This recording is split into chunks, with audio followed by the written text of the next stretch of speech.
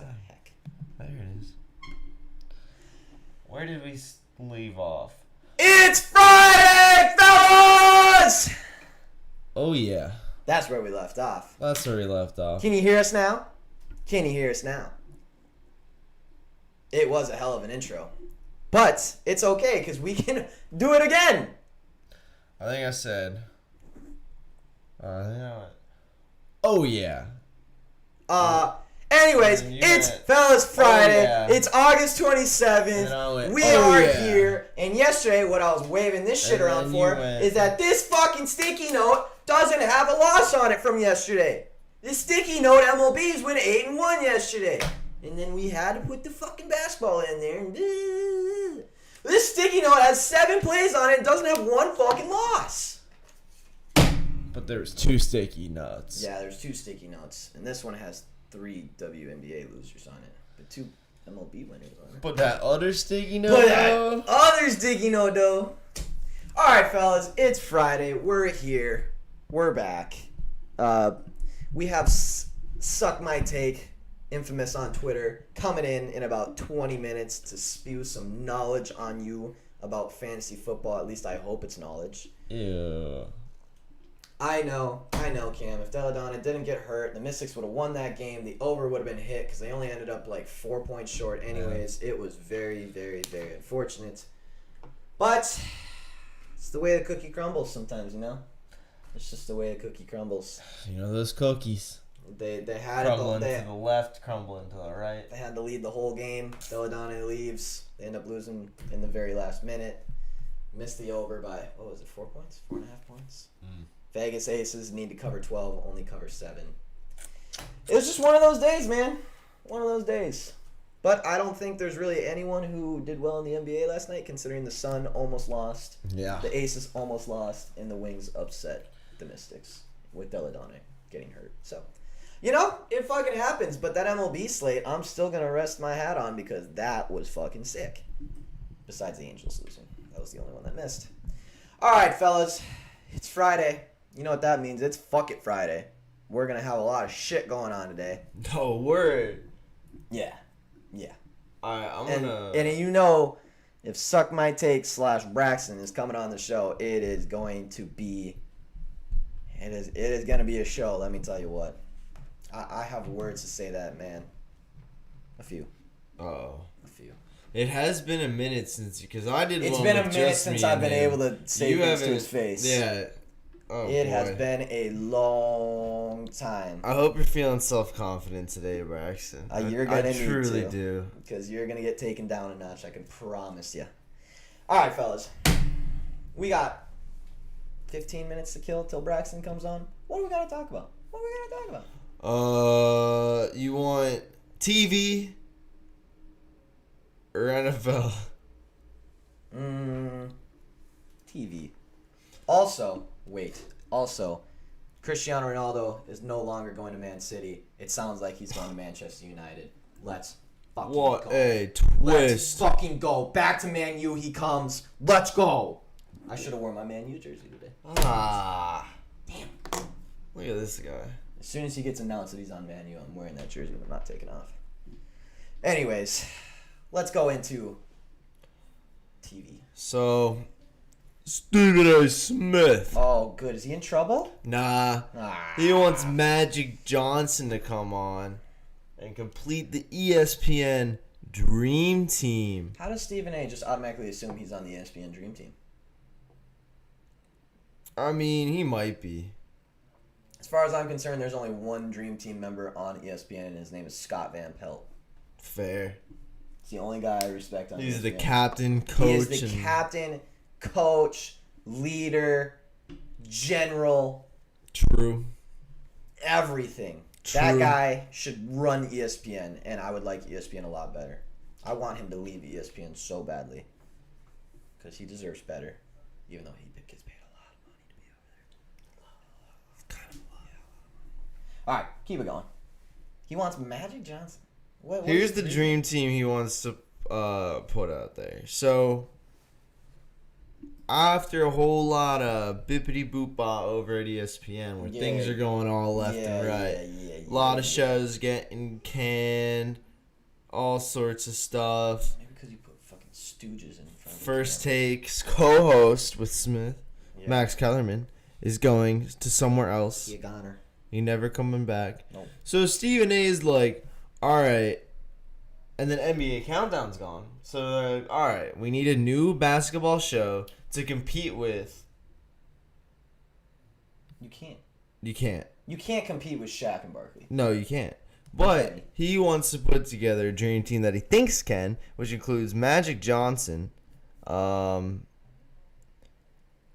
Wilbon from Pardon the Interruption, and then Draymond Green, who is still a basketball player at the moment. In the league? And I don't think he's talked much about retirement, so that might be later. Yeah. They'll bring him in there.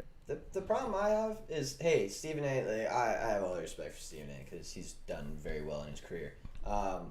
But he made his career off of doing hot takes and yelling into the camera and shit.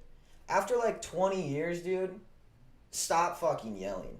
Like, it's getting so old. Like, no one wants to watch you anymore because all you do is yell about things. You made your career off of it, which good for you.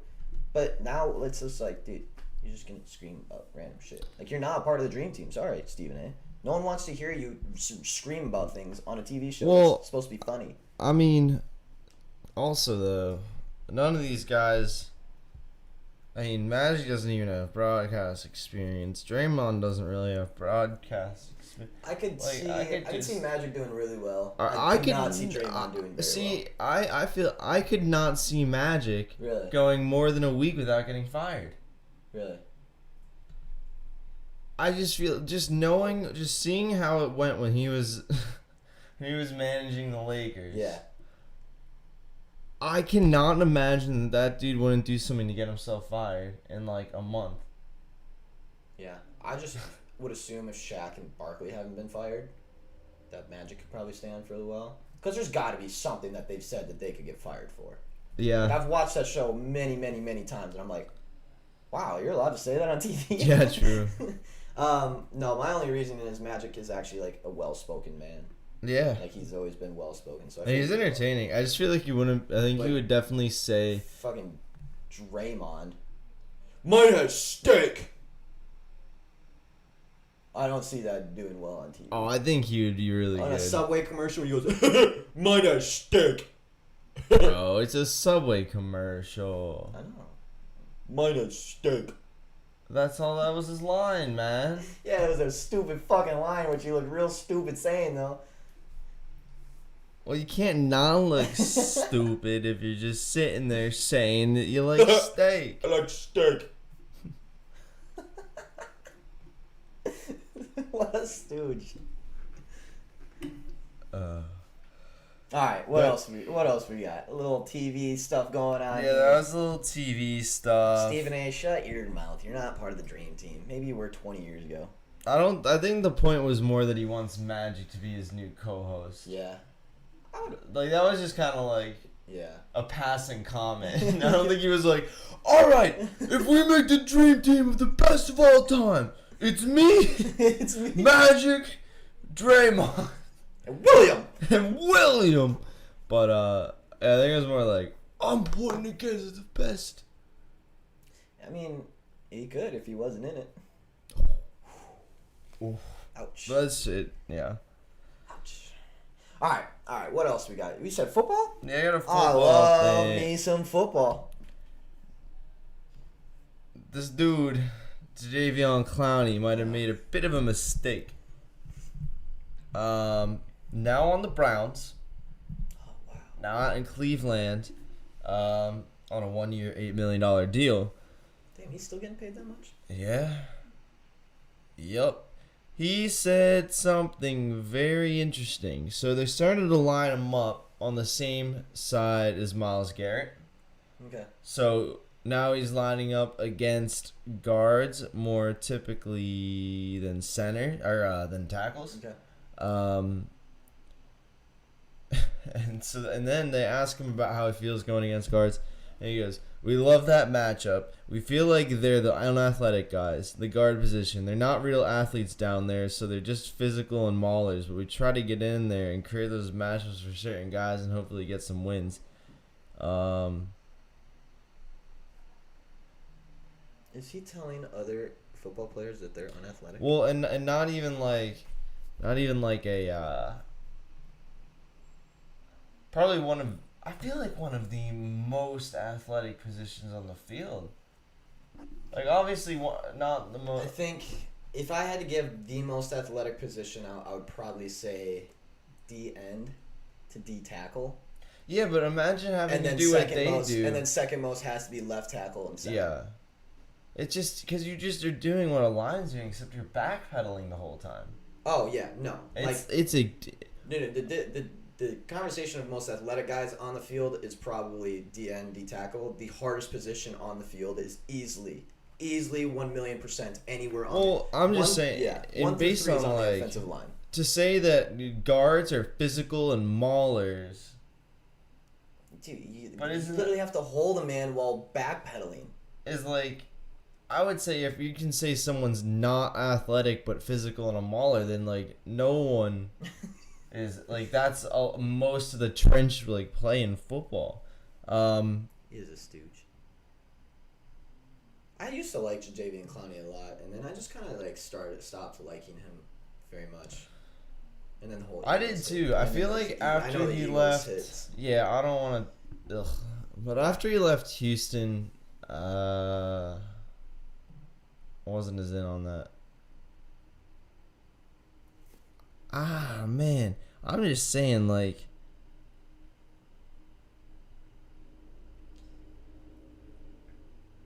it doesn't. It's just disrespectful. Yeah, Luke, I agree. Remembering all those plays and everything, but at the same time, like, absolutely, quarterback probably has to be the smartest man on the field. I 100% agree with that. But most athletic and toughest position, I still give to the offensive line. I just think there's for quarterback, it's just different. There's just a wide range. Yeah. Like, you have to be the most locked in, smartest player on the field, absolutely. But as far as trying to stop a 300-pound man who can also run a 4.5 while backpedaling and trying to hold him off is the most fucking ridiculous thing I've ever heard. Those guys do not get enough credit, and they never will. Yeah, he has not. This is true. He does talk a lot of shit for someone who has not played a full healthy season. He said 3 sacks over his last 2 seasons. So sounds like maybe he's just excited he's the unathletic that he can try now. He's like, at least I got the guards now. I can. Yeah, those tackles were too athletic for me. I'm glad I have the guards maybe now. Maybe he just has. Yeah, maybe you know what? We could be looking. He may just has tremendous respect for tackles. If you know what I mean, it's like tackles. On the other hand, they're truly the fuck those guys. I can't get by. They are the most talented players in the. Davian, I don't know. That's just a little annoying. That's a scary D-line. This is just something that was in here though. So it's Clowney and Garrett now next to each other on the same side of the line. Clowney's 6'5", 266, can run a 4.5 and has a 37.5-inch vertical. Myles Garrett is 6'4", 272, can run a 4.6 and has a 41-inch vertical. So those are just the most athletic human if you're so maybe if anyone's gonna be up at the top of Mount Athletic and going not you, not you, not you, it's probably them.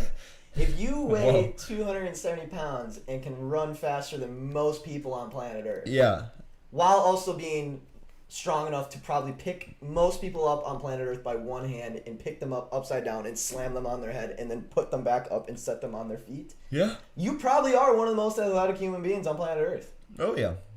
That is absurd. That's scary. It's actually really scary. Those guys are scary human beings.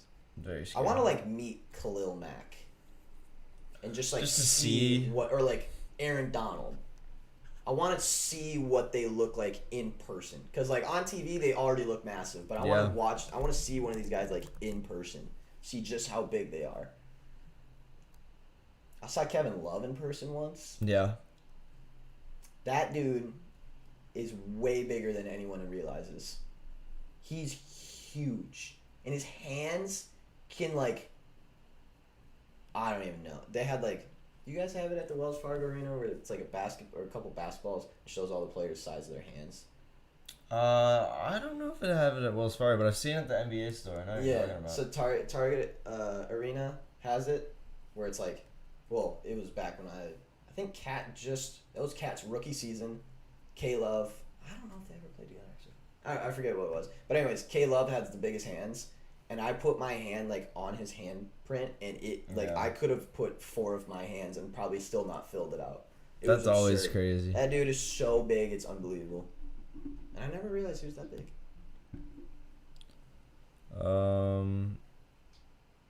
What else we got? We got 4 minutes to kill till Braxton. I just found something that I don't. Braxton, get ready. Oh, here, little disclaimer. Jeez, making up words over here.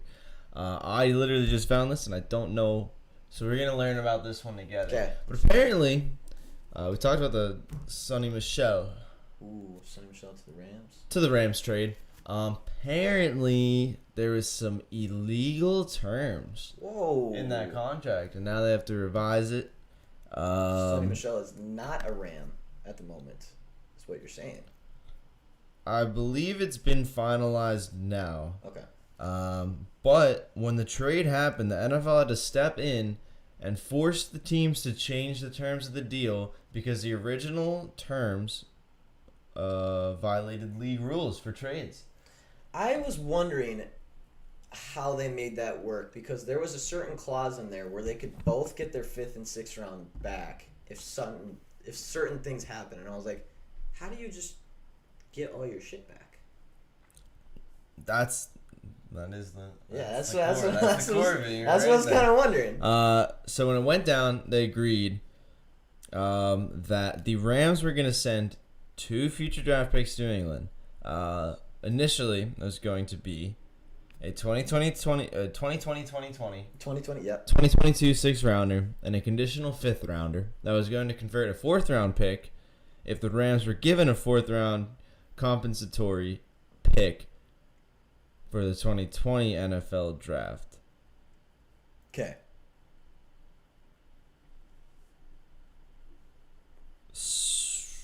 And then that's already confusing.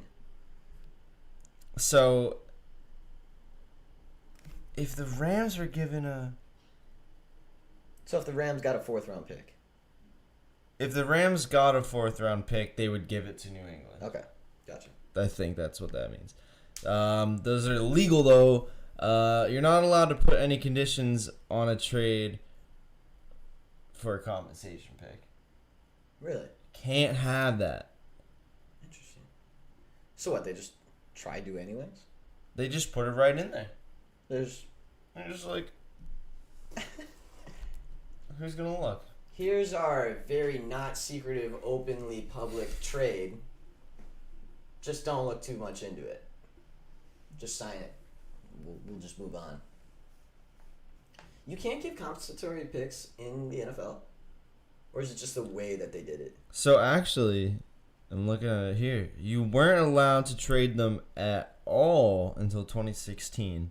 Oh. And then in 2016, you can trade them, but not conditionally. Oh, okay. Damn. That's interesting.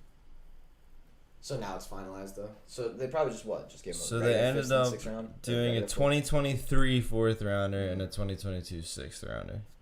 I'm surprised part of me is surprised that they got that much for him, but part of me is surprised that they didn't get that much for him. If that makes sense. Part of me is like, 4th and a 6th round is not enough for Sonny Michel. Because I think, now I'm biased, I think Sonny Michel is a good running back. Yeah. But I've also seen players go for a 7th round that are better than Sonny Michel. Or a 6th round that are better than Sonny Michel. Yeah, but there's so many that go might be for way worse. Yeah. There's so many really good... I mean, so many good players have gone for so cheap this offseason. Yeah. Especially considering the cap space and all. It's got to be cap and COVID related that people are just willing to get rid of players for contracts and literally straight cash pretty much. Yeah. Teams are hurting out there. I Yeah. think Jerry Jones lost. I saw a stat last year when I was still in school. Jerry Jones through like week 6 had already lost $85 million or some shit.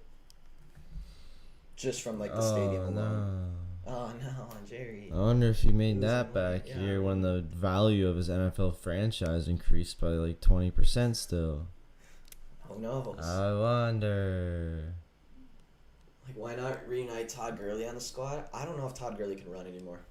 I truly don't. His leg. His knees, bro. He has arthritis.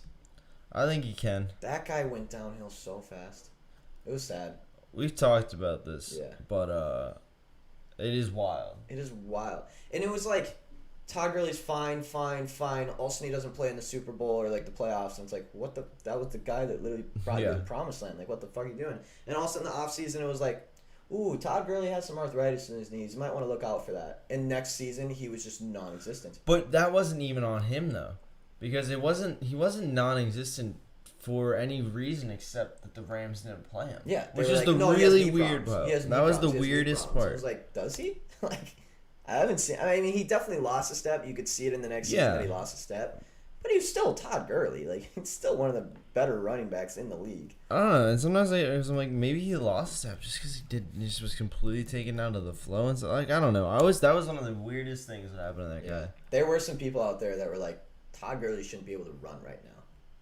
Like, that's Yeah. how bad his knees are. I know. They were Like, like, what the hell? they'll probably deteriorate to the point where he can't play again in a year. And I was like, that doesn't sound right. That's And then really just- fast. And then he started going still, and I was like, all right, so that didn't sound right because it probably wasn't accurate. Literally went from like fantasy leader Yeah. to not even on a starting roster. It was absurd. Wow. But speaking of football and fantasy football, it And is absurd. 10:30, and we're gonna get our boy Suck My Take, better known as Braxton. We're gonna get him in here. My boy Adrian Pearson deserves a ring. I want him to sign with the Bucks. Yeah, man, I miss that guy a lot. I miss that guy a lot. He was really fun to watch on my team. He was the only good part of my team for a very long time too. A very long time. What's the old? That's a great question. Hang on, fellas. We gotta get Braxton in here. Oh my. It's so tiny, but I'm just gonna be over here. nah.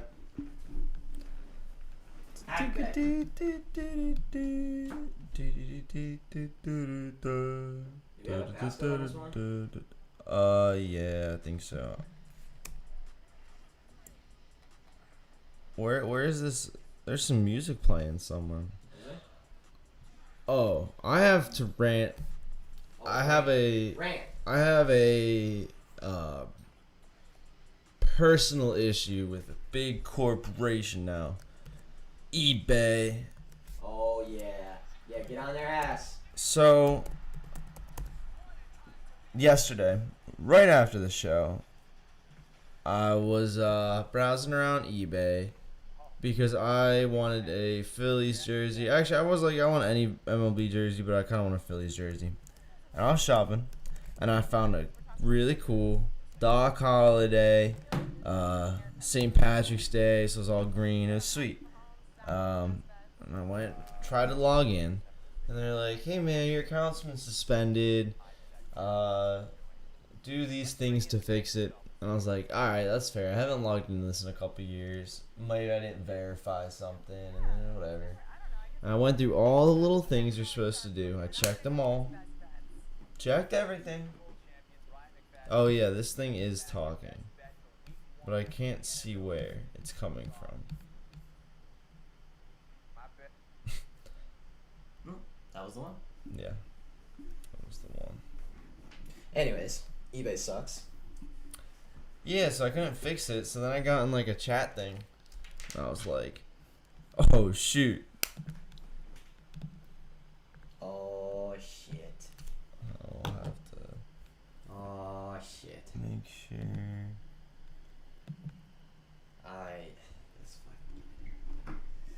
don't like that I can't see him. All right, we're hitting it right now. Bam. Ladies and gentlemen, infamously known as Suck My Take on Twitter, we got Braxton on the show. Let's go. Jesus, your room looks like it's a fucking cult. It kind of is. Don't worry about that, though. We out here repping the brand. We got the boys back here. Yes, sir. Let's go. Tell me more about how you wasted a first overall pick on Patrick Mahomes. I didn't even waste shit. My team is fucking nasty out here, bro. Do you have your Twitter name Sharpied on your shirt right now? No, dude. This is legit fucking merch up in here. Oh, all right. Here, do you want it on the Fellas store? We'll put it out there. Oh.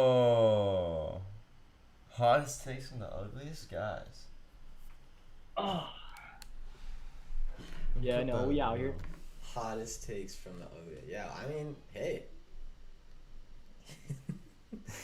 Alright, Braxton, you've been annoying the piss out of me to try and get on this show to talk about your fantasy. So what do you got for us, huh? What is so important? What are the keys to victory for us this season? All right, well, what do we want to do here? Do we want to go with rankings first? Do we want to go with some stats of potential breakouts? Do we want to go... I could run by the numbers first on some guys? What are we thinking here? Hey, I want to hear your biggest sleepers. Yeah. Okay. I want to hear your, 3 top sleepers of every position. And then I want to hear your, 2 top...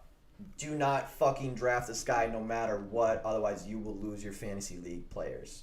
That's what I want to know. Okay. All right, I can do this. All right, well, my biggest sleepers and my favorite people are, 1, Damian Harris. He's currently going the 8th, 9th round or something like that. Really? Freaking love that man. Yeah. He got every single first team rep in training camp and in preseason. No one else is there. They just got rid of Sony. He's got that backfield to himself. Rondale Stevenson, yeah, sure. He might be good. He might come in a little bit. But Buddy has been only with second team. That tells you all you need to know about that. I love my guy Chase Edmonds down in Arizona. He's going to get all the pass catching work. The only person he's fighting for with carries right now is James Conner. And, I mean... do we really care about James Conner? He's just gonna get hurt and die. I don't know what happened to James Conner. He looked like Le'Veon Bell one season, the next season he looked like Braxton. So yeah, I don't know what to do with him. I'll look like James Conner. Fuck, that dude's huge. But this dude, he's just gonna get hurt. He's gonna be out, and it's gonna be Chase Edmonds' backfield. He's gonna go over 1,000 yards. He's gonna get the tutters. He's gonna get the receiving work. The only person he has to compete with in the running game is Kyler. So give me that all day. Deep sleeper at wide receiver, Darnell Mooney. I love Mooney. Last year, he had, I think he was top 15 in average separation and top 15 in cushion given. So they did not want him going over the top. They didn't want him going deep, even though they had Trubisky throwing the ball and Foles throwing the ball. Now he at least has Fields, who, by all accounts, he's a better quarterback than both of those guys. You mean Andy Dalton, right? Oh, yeah, of course. It's going to be Andy Dalton for week 1. By the way, did you see that Jameis got announced starter for week 1? I did, and I love that for the next guy I'm about to talk about. All right. But Mooney, super fast, good hands, great routes. There was a couple plays last year where him and Jalen Ramsey been beefing on Twitter because he made Jalen Ramsey look like an absolute clown on a double move. Straight up spin circle, double meet, be on Madden. Buddy was dusted. I like Mooney a lot. You can get him real late. All right. Quarterbacks. One more wide receiver while we're at it. Marquez Callaway, second-year guy. He was kind of buried on the depth chart last year, but he's kind of breaking out in preseason. Yeah. He had 104 yards last game with Jameis Winston at quarterback.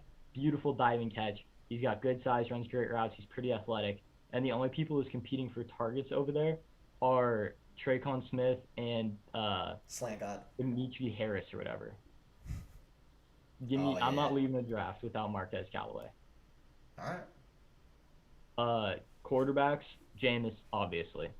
I mean, I think come on. Jameis is a pretty Big solid money. pickup this year. Yeah, The- you gotta go Jameis. Regarding the fact that if he doesn't fuck it up and lose the starting spot to Taysom Hill, which I don't see happening because I don't see Taysom Hill as a starting QB in the NFL. Oh, hell no. Yeah, and plus, Jameis' style is just to fucking air that bitch out, so he is going to have a lot of points this season. Oh, 100%. Jameis, he'll do well. I like him. He, if he doesn't throw a bunch of interceptions, I hope that LASIK works. My guy's he's gonna do Yeah, if things. he can especially see against right Sean this Payton. year, he's going to do real well. Oh yeah, he's actually gonna realize that there's 11 people on the other side of the ball. He's gonna learn what linebackers are. Dude's gonna go crazy, man. It's gonna be beautiful. He's not wrong. It's gonna be really just to see him seeing a whole new world. Yeah. Inspiring. Another quarterback I like a lot is Fitzmagic. I mean, what's there not to love about this dude? Yeah, and I don't see him getting benched this season either. I don't No. think he'll get. Now we've but been wrong he is. before when we said it's Fitzmagic's team, but this truly does seem like it's Fitzmagic's team this time. Yeah, He's there's got no the number one behind him. defense with him. He's got decent weapons behind him. Like, I think Fitzmagic does real well this season, especially with the Oh, yeah. defense controlling the pace of the game all the time. He's going to go against tired defense most every single game. He's going to be airing that bitch out like he always does. People are going to get crunched by this man. Oh yeah, he's got great deep threats with Scary Terry and that wide receiver out of Alabama. I always want to say Charles Sims, but I don't think that's his name. I'll come back to it later. Something says, isn't it? Yeah, And then Antonio, hey, don't sleep on my boy Antonio Gibson this year. bro, how would I ever sleep on he- Gibson? He's going to be one hell of a good running back this year. I drafted him last year in the 8th round in every single one of my drafts. Nice. I fucking loved him. Hey, what's your hot take on Najee Harris this year? So I like Najee. I think the opportunity's there. There's not really another viable back in the offense like Anthony McFarland. Yeah, sure, whatever. I But don't fucking care I'm about seeing him. Steven Sims, by the way. Steven Sims. Steven thank Sims, you, yeah, Ken. he was out of KU. He got cut though. There's a different dude. God, he was out of Alabama. He's fucking good. I I just know can't who you're remember talking about his too. I name. don't know his first name. No, I'm interested in Najee Harris because I see him going like end of second round, beginning of third round kind of shit, and I'm like, really? I would. He's got all the opportunity in the world. That's what I Tomlin's thought gonna too. want to get back to running the ball. He's a great pass catcher. He's built like a fucking freight train. He's also got speed. He's agile. Like, there's nothing not to like about him except for the fact the Steelers' offense line is piss. Yeah. Like, I love him. I would take him in the second for sure. Cam Sims. That's it. Cam Cam Sims. Sims. Yeah. But yeah, I would take Najee. If he dropped me in the league I just drafted, I would have snagged him, but he didn't, so I went Travis Kelce in the second. So you have the, let's see, you're in a 12-man league, half point PPR, and you have the 9th pick. Who are you taking? Oh, well, I mean, shit. If I can, You have the I'm 8th taking- through 10th pick. Who are you taking? I'm taking Austin Eckler every single time. I am too. I have the 9th pick in one of my drafts, and I am fucking. If he goes early, I'm gonna be pissed because I don't know what my backup's gonna be. Austin Eckler, 100% of the time. Austin Eckler, dude, the man hasn't yet to prove that he can't fulfill like a top 5 fantasy back. If he can just stay healthy, like he was on pace for I think it was 108 targets last year, and he's got an 82% catch rate on those targets. So I mean that's And he's not one of those running backs who like the James Whites of the world who's getting 7 receptions on 20 yards. He's getting 6 receptions on 80 yards. Like this man is doing something with those catches. It's not just a dump off and a 3-yard run. Like this guy's getting first downs and 20-yard receptions and shit. And Justin Herbert in college, he threw behind the line of scrimmage. I think it was about 65% of the time, which was like 10% more than anybody else in the entire college football, which is why I didn't like him that much. I didn't know if he could translate to the NFL that well. Yeah. Obviously he did, but he still likes dumping it off. And Eckler is going to feast in that offense. Good guy. Am I the only one who's wrong in saying that Justin Herbert ain't all what he's going to be cracked up to be this season?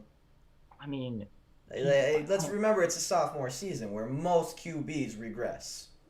I don't think that I mean, he's not gonna do what people are saying he's gonna do just because those expectations are through the roof and they're dumb and it's impossible at this point. But I still think he's gonna have a great season. He's a great quarterback. Yeah. He's got pretty solid weapons. I mean, I like Keenan Allen. Hunter Henry's gone though. That sucks. That does suck. Austin Eckler's still there. Mike Williams, if he can stay healthy, he'll be a great red zone target. Yeah, if. Yeah, he just doesn't stay healthy though, which is another reason I like Keenan Allen so much. Yeah. I think he's gonna make a friggin' Cam asked, would you have Najee or Gibson? They're both getting picked up around the same ADP. It depends on kind of a makeup of the team and scoring system. So if it's full PPR, I'm going Najee because Gibson, even though he was a wide receiver turned running back in college, and he's got great hands and he can do all that, they got J.D. McKissick over there who's just a fucking reception goblin. He just walks in there and he snags every single reception. He just kills you. He's third down back through and through, and Najee's all by himself. If it's going straight up like a standard league, that's what I was trying to think of. I would go I would go Gibson, but any sort of receiving option, I'm going Najee. Okay. Good to know. And all then right. I got some tier ranked running backs for you if you'd like that. Oh yes, I would. Okay. So in the first tier, I'm doing all this in half point PPR. Okay. CMC, Yep. Cook, Yep. Kamara, Yep. and Henry. Yep. And then second tier, we got Zeke, Jones, Eckler, Chubb. You're And putting then- Chubb in there, huh?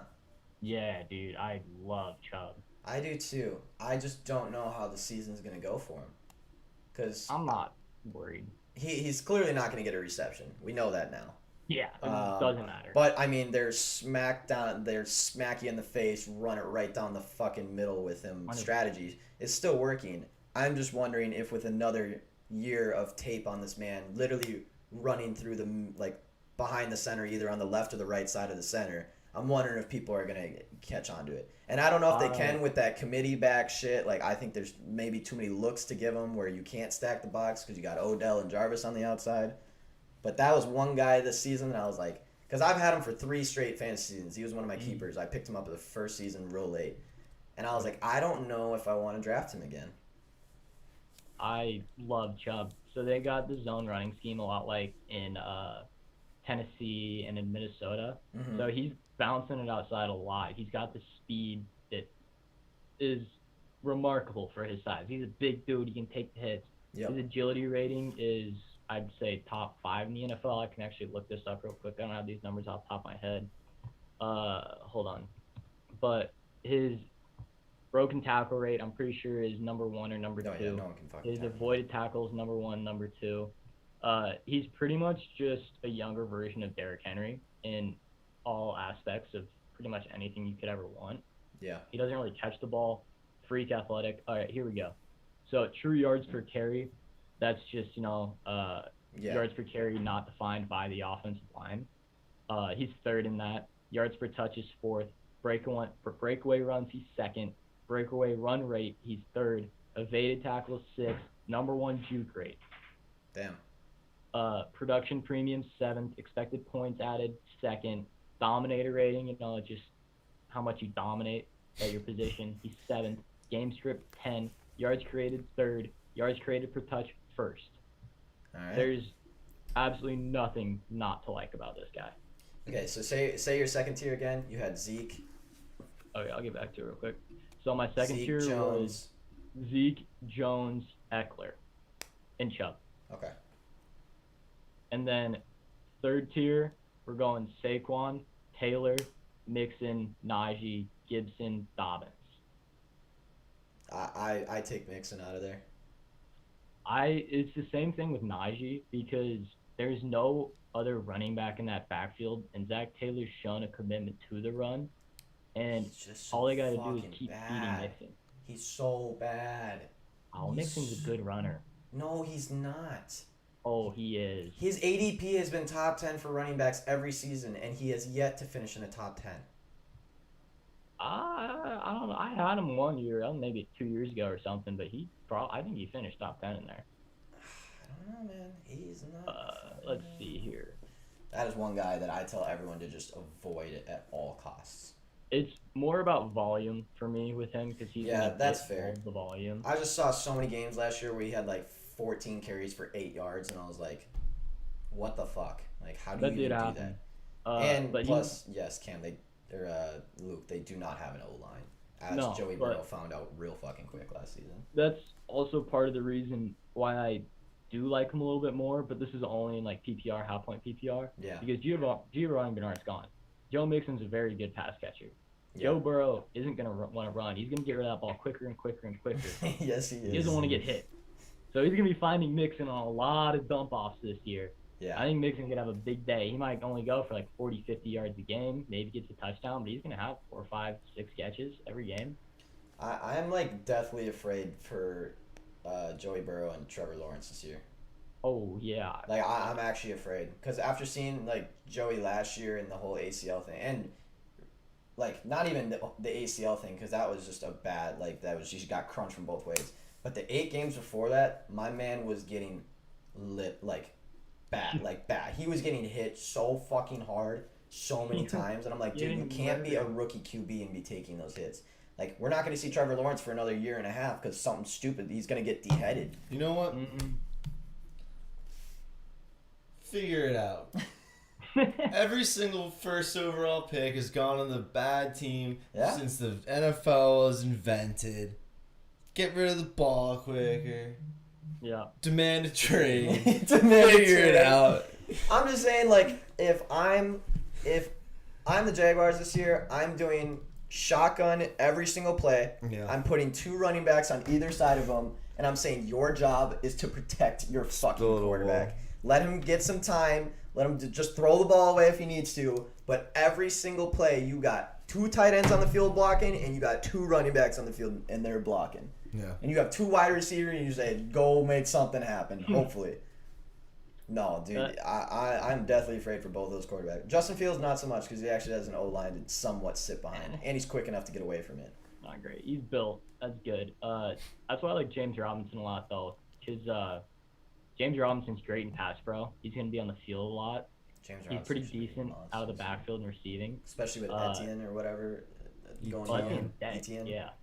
Him going down, I would think James Robinson is going to have one hell of a season again. Oh, yeah. I'm in on James Robinson. That actually carries me to my next tier with Jonathan Taylor, Clyde Edwards-Helaire, David Montgomery, Chris Carson, DeAndre Swift, James Robinson.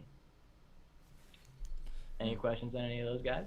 Yeah, well, not about them. I'll wait until you get to them. Yeah. I know who you're talking about, actually. I would honestly switch Joe and James. I think James could be real good. You could totally do that. I like that you put Saquon in tier 3 though, because I totally agree with that. Oh yeah, he's coming off an ACL, and I know that Saquon is Saquon, and he'll probably come back even better than what he was before. But it doesn't negate the fact that even when he was healthy last year, he couldn't run because the O-line couldn't block. And let's not expect anybody to be Adrian Peterson, because no one is Adrian Peterson. No. You don't come off an ACL and run for 2,000 yards. That's just not what happens. Yeah, I would totally agree. Although if there's one guy who puts in the work clearly and could do it, I think there's about 2 guys that are running backs right now that could come off an ACL injury and have a good season, and it's Derrick Henry and Saquon, because they both work hard enough and are strong enough to do it. Not that other running backs don't, but. What did Dalvin Cook do after his ACL? Is it just something in the water in Minnesota? Dude, it's just they both saw the same doctor. So that doctor's got something going on, because that doctor. No. It's the same doctor that Derrick Rose used when his ACL and then came back and won an MVP. It's the same doctor that Adrian Peterson went to and then came off a 2,000-yard season. It's the same doctor that Dalvin Cook went to.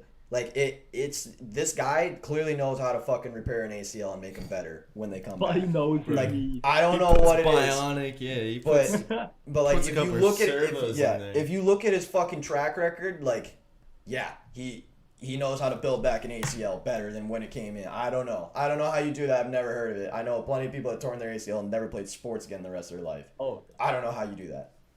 my guy sits there at night and he's just looking at fucking paintings of knees and he's just sitting there fucking dissecting them and connecting the ligaments back. But he loved operation. He lives for a leg that's supposed to be dismantled. I think Teddy actually saw him too. And that's the craziest part because that doctor said that Teddy should never be able to run ever again. Those words came out of a doctor's mouth said that man should never run ever again. And now he's a starting QB in the league. Which they probably took some of that meat off of that monster dong he's got and just shoved it into his knee and he was totally fine. Probably.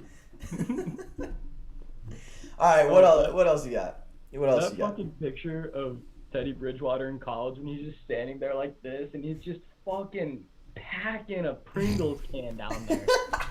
That shit was crazy. Pringles can.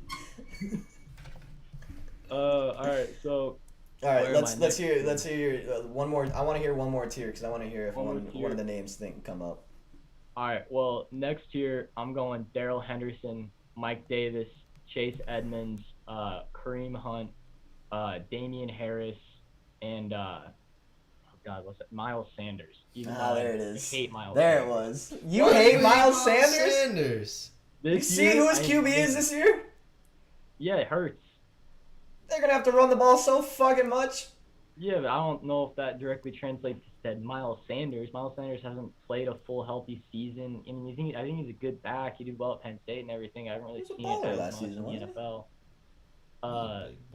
He was pretty good last season. How do we feel about Mike Davis? How do we feel about Mike Davis this year? I like Mike Davis for this year and this year only. The Falcons just got Arthur Smith from the Titans, so he's going to bring that ground and pound offense that Falcons need to balance it out, especially with Julio gone. Because Matt Ryan's splits without Julio are detrimental to everybody's health, including his own. Yeah. But he is a fucking broomstick back there. But I like Mike Davis a lot. He can catch the ball. Also, how is Ito Smith getting disrespected like this? That man, that's bullshit. When he gets carries, that man does so much work with it, and I've never understood why he doesn't get more carries. I don't think so. Dude, he's a beast back there, and he's never gotten any fucking credit because he was behind Devontae, and then they brought in a new guy and another new guy, and they're just like, no, you stay as a backup the whole time. We won't give you the starting job. But he has 6 touchdowns in his career. Yeah, so does Leonard Fournette probably. Fuck you. No.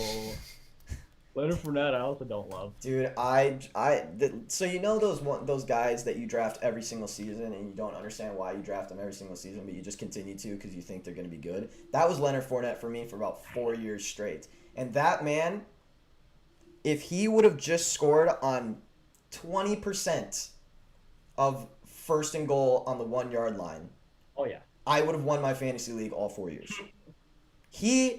They would give him the ball one time on first and goal, he'd get stuffed, and then they'd throw the next 3 times. Or just do some dumbass shit. And every single game, I was so angry.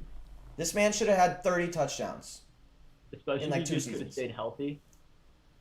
Yeah, health didn't really come in until later, though. No, it was his first year he had to sit out. I remember I drafted him. Yeah.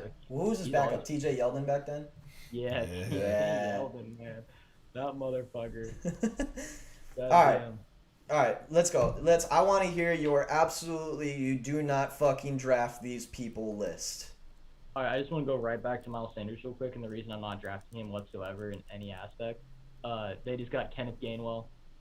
They re-signed Jordan Howard, and they still have Boston Scott. That backfield's crowded. They want to use a committee, and Miles Sanders, 4th round ADP, not something I'm intrigued by there. Yeah, 4th round does seem a little bit high. All right, so just do not draft whatsoever Juju Smith-Schuster. Yep. If you draft him, you're a fucking idiot and just so goddamn dumb that you need to quit fantasy football forever. He's fucking awful. He's fucking awful. There's a little stat out there. Teams with 3 wide receivers in the top 50 ADP have an average of 1 person reach that ADP or do better every single year. Yeah. And if you think that's going to be fucking Juju Smith-Schuster, you're out of your mind. Where's he going right now? Oh God, I've seen him going in like the 6th round, 5th round, shit Yeah. like that. Just get out of here with that bullshit. Deontay Johnson is the number 1 wide receiver. He's gonna get 10 targets a game. He might only catch 6 of them, but he's gonna get 10 targets a game. Chase Claypool is an athletic freak. He's gonna be the one going up and getting all the putters. He's gonna be doing all the deep routes. He's gonna be making the plays. Juju's gonna be sitting over there doing his fucking TikTok dances on the sideline, fucking Corvette and that shit. Bury him. Bury him. Seems like a personal attack. It is a personal attack, but it's fine. Okay. What else we got? Someone else. Do not draft James Conner. Do not draft Josh Jacobs. Do not draft Kenyon Drake. None of those guys need to be drafted. I'm gonna throw Jonathan Taylor into that mix. Yeah, I don't love Jonathan Taylor this year, which is why he was kind of buried in my tiers. I mean, like, as a 3rd rounder, as a late 2nd rounder, early 3rd rounder, absolutely. But yeah, 1st round ADP, get the fuck out of here. Who the hell decided that? He's not going to get any of the pass catching work because Nyheim Hines is there, and he's another little target goblin like JD McKissick. He is a target goblin. That dude has ruined so many of my running backs for so many years. Nyheim Hines and JD McKissick just have little sleepovers together, and they sit under the covers and talk like, how are we going to fuck over our starting running backs today, boys? Fucking hate those dudes. Yeah, I would agree. James White is another one that can go suck a dick in hell. And Giovanni Bernard, all those guys just sit No, don't you slander Gio like that. That is one person I will never let any... Him and Tevin Coleman, you leave those fuckers alone. You leave them alone. Those guys are beasts and could have been starting on any other team. Tevin Coleman, if he could have made it... If he could have just 3 weeks without getting injured. Yep. Yeah. But he got paid, and he said, "Oh God, my knee! Oh no! Ouch, my knee!" He literally signed the contract and immediately just grabbed his knee and was like, "Ouch, ouch, it hurts." But he's walking out of the room, and he's just, "Oh shit, my knee, guys! I'm gonna have to sit out for a bit. You hurt? Yeah." Fuck. But yeah, and don't you dare talk about Gio like that. Yeah, those are some of the dudes I want to draft. Someone else I'm not going to be touching is Matt Ryan. Not touching him with a 10-foot pole. Him without Julio is just a straight dumpster. Yeah. Quarterback I'm not going near is Joey Burrow. Sorry to tell you, but I'm not going near him this year. Baker, don't go near him. Big Ben, don't go near him. Funny enough, so we finished our 12-team dynasty league.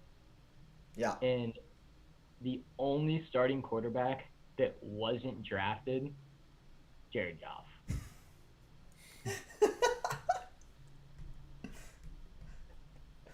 There were backups drafted.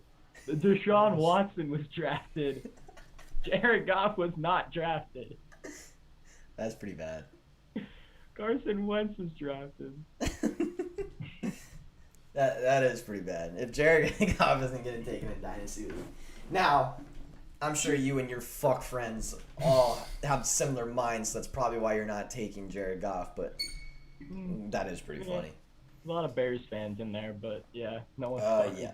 My absolutely do not touch with a 10-foot pole this year is Joe Mixon. My why the fuck is he slipping so far is Tyler Lockett and Amari Cooper, actually. I don't understand why the slide's happening with him. Everyone just immediately assumes that CeeDee Lamb's going to have all the possessions next year, and I'm like, no. Dak and Amari have a great connection. There's a stat with second-year wide receivers going rounds 4 to 8. Yeah. It's going back from, I think, 2005. Wide receivers rounds 4 to 8 have an 85% chance on beating their ADP from the previous year. CeeDee Lamb, Jerry Jeudy, Chase Claypool. I like Jerry Jeudy a lot. Jerry Jeudy should be a fucking monster this year. All of those guys, they're going to be coming in there. They're going to be busting that shit down. I like all of those guys a lot. And Amari Cooper, incredibly inconsistent. I think he is the Colorado Rockies of the wide receiver. On the road, my guy just decides to stay at the hotel, drink a couple daiquiris by the pool, just hang out with the boys. He doesn't want to play football. He doesn't want to play football whatsoever. Are you sure? And he just sits there. No. My whole thing about Amari Cooper is the 4 games that Dak played last year, the man was on pace to be the number 1 wide receiver in the league, and it wasn't even close. Oh, yeah, he was killing it. And then as soon as Dak left, he just turned into a piece of shit. So. Yeah, you're not wrong. I don't know. Yeah.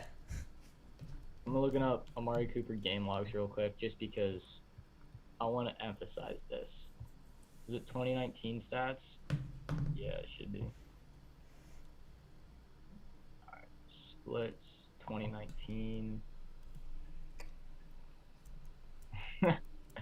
Okay, so these are Amari Cooper's home road splits in 2019 with Dak in a full season. He had 869 yards on 52 catches, 16.7 yard per reception, 5 touchdowns, 78% capture rate, 13 yards per target, 108.6 yards a game. Yep. On the road, 27 receptions, 320 yards, 11 yards a reception, 50% catch rate, 6 yards per target, 3 receptions a game, 40 yards a game. Oh my god. That is actually kind of crazy. It's nuts. Anytime he's on the road, he doesn't like hotel living. He doesn't like traveling, but he's scared someone kept cutting his Hey, break. man.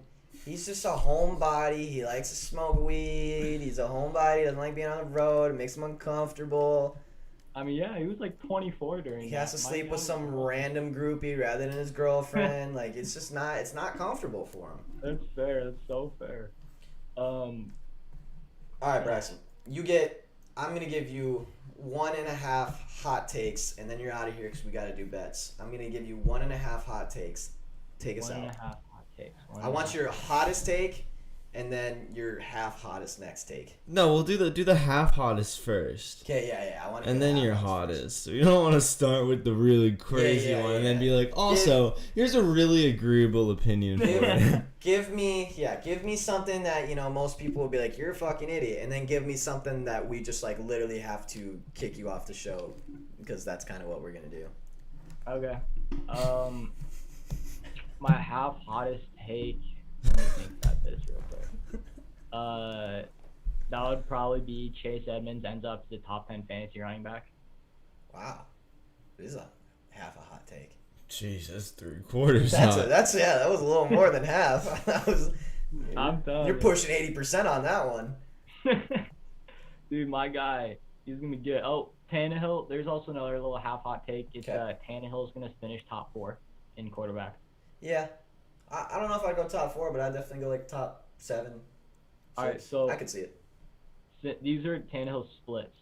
When he came in and took over his starting job in 2019, that back half of the year, he was quarterback 2 in fantasy during that stretch. And then last year, when A.J. Brown came back, he was quarterback 3 in fantasy every game, like during the stretch where he had A.J. Brown. So if he has A.J. Brown, they added Julio. They have Anthony Ferguson, who I like a lot, tight end sleeper. And they're going to be running pretty much the same offense. They really didn't change all that much up. Why isn't Tannehill going to be a top 5 quarterback? He's done it before. He's going to continue to do it. Yeah. I just don't know if he beats out Tom, Aaron, Patty. Tom's not a fantasy QB. Full season. I mean, my quarterback, it's Patty, Kyler, Josh, and then my 4th one is kind of up in the air. Lamar Jackson, Rodgers, Herbert. Tannehill could fit in there, actually, now that I think about it. Tannehill could easily fit in right there. Once you get past those top 3, I would not be surprised if he's a top 5 QB this year. It's right there. It's a fantasy QB. Yeah, remember, it's fantasy. It's a fantasy QB too. You always got to remember it's fantasy and points. there's different. Yeah, there is definitely different. Yeah, you're right. All right, hottest take, and then you're out of here. Let me hear it. Oh God, my hottest of hot takes. All right. I would say Brandon Ayuk finishes as a wide receiver 1, like top 12 wide receiver. That's not a hot take, Braxton. Come on. I want hot. I want fucking groundbreaking. Like the 26th wide receiver off the board right now. Is he really? He shouldn't be Yeah. because he was a fucking baller last season. No, that was Yeah, a he's 26 waiver off wire the snag. board. Yeah, he's a keeper in my league. It sucks. Oh, big time. All right. How about Tyler Higbee will finish as a top 3 tight end? There's That's a hot. take. And boy, is that There's wrong. a hot take. I hate that guy. I fucking hate I that hate guy. that guy. I hate that Bring guy. it on, That guy baby. stole so many touchdowns away for no fucking reason at all last year. No, top Bro. 3? Top 3. Dude, So, you got 2 just on the Patriots alone. whoa, what do you mean? Bro, Tyler Higbee, during his little breakout, he dominated. There was a stretch where he was top 3 tight end. He got all the targets. It was when Gerald Everett was injured and they were focusing the offense more. McVay loves to use his tight end. Stafford loves to throw to the tight end. And Higbee is big body. He's athletic. He can catch the ball. He's 7th in deep targets. He's 13th in average target distance. He's 18th in completed air yards. He's 11th yards after catch, 13th in total touchdowns.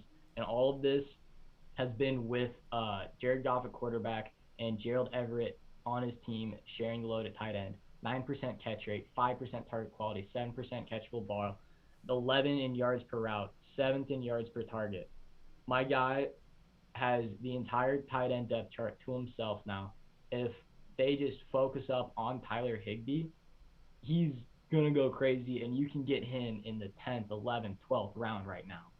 If you don't get one of Kelsey, Waller, Kittle, or Hawk, don't even bother. Go get Higbee in the late rounds. All right. I mean, you're wrong, but it probably is a good draft spot. He will definitely not be a top 3, but hey, I appreciate the hot take. Yeah, he's gonna miss Jared, man. He is gonna miss Jared because that's a big body not getting the attention anymore. Now it's gonna be his big body getting the attention. That's why I like Hawk a lot too, though, because Hawk is gonna go crazy with Jared Goff just needing to get rid of the ball. Yeah, Jared Goff's gonna need to release that bitch quick. Yeah, he's going to be running for his life. Yeah. Jared Goff reminds me of the cinnamon stick from the Apple, whatever the fuck it is. You know, it's here I come on cinnamon. Yeah. I'm curious as to why. Because he's built like a They're both Jamaican, bro. Duh.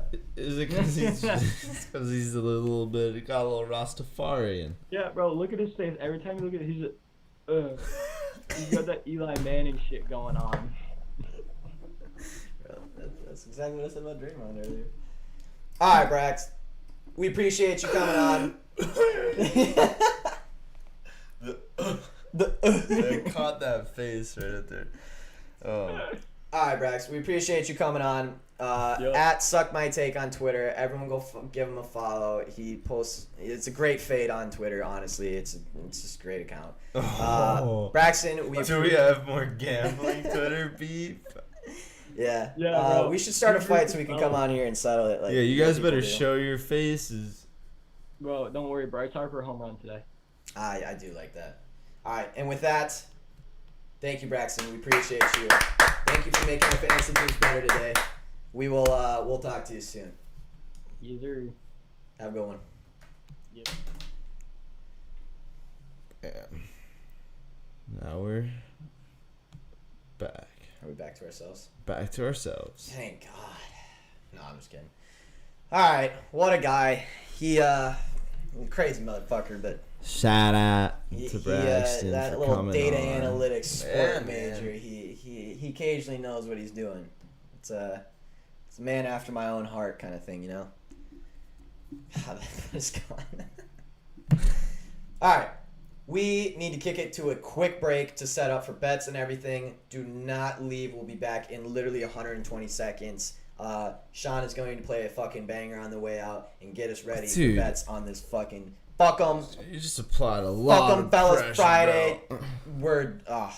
Yesterday's slate pissed me the fuck off with every single baseball going our way.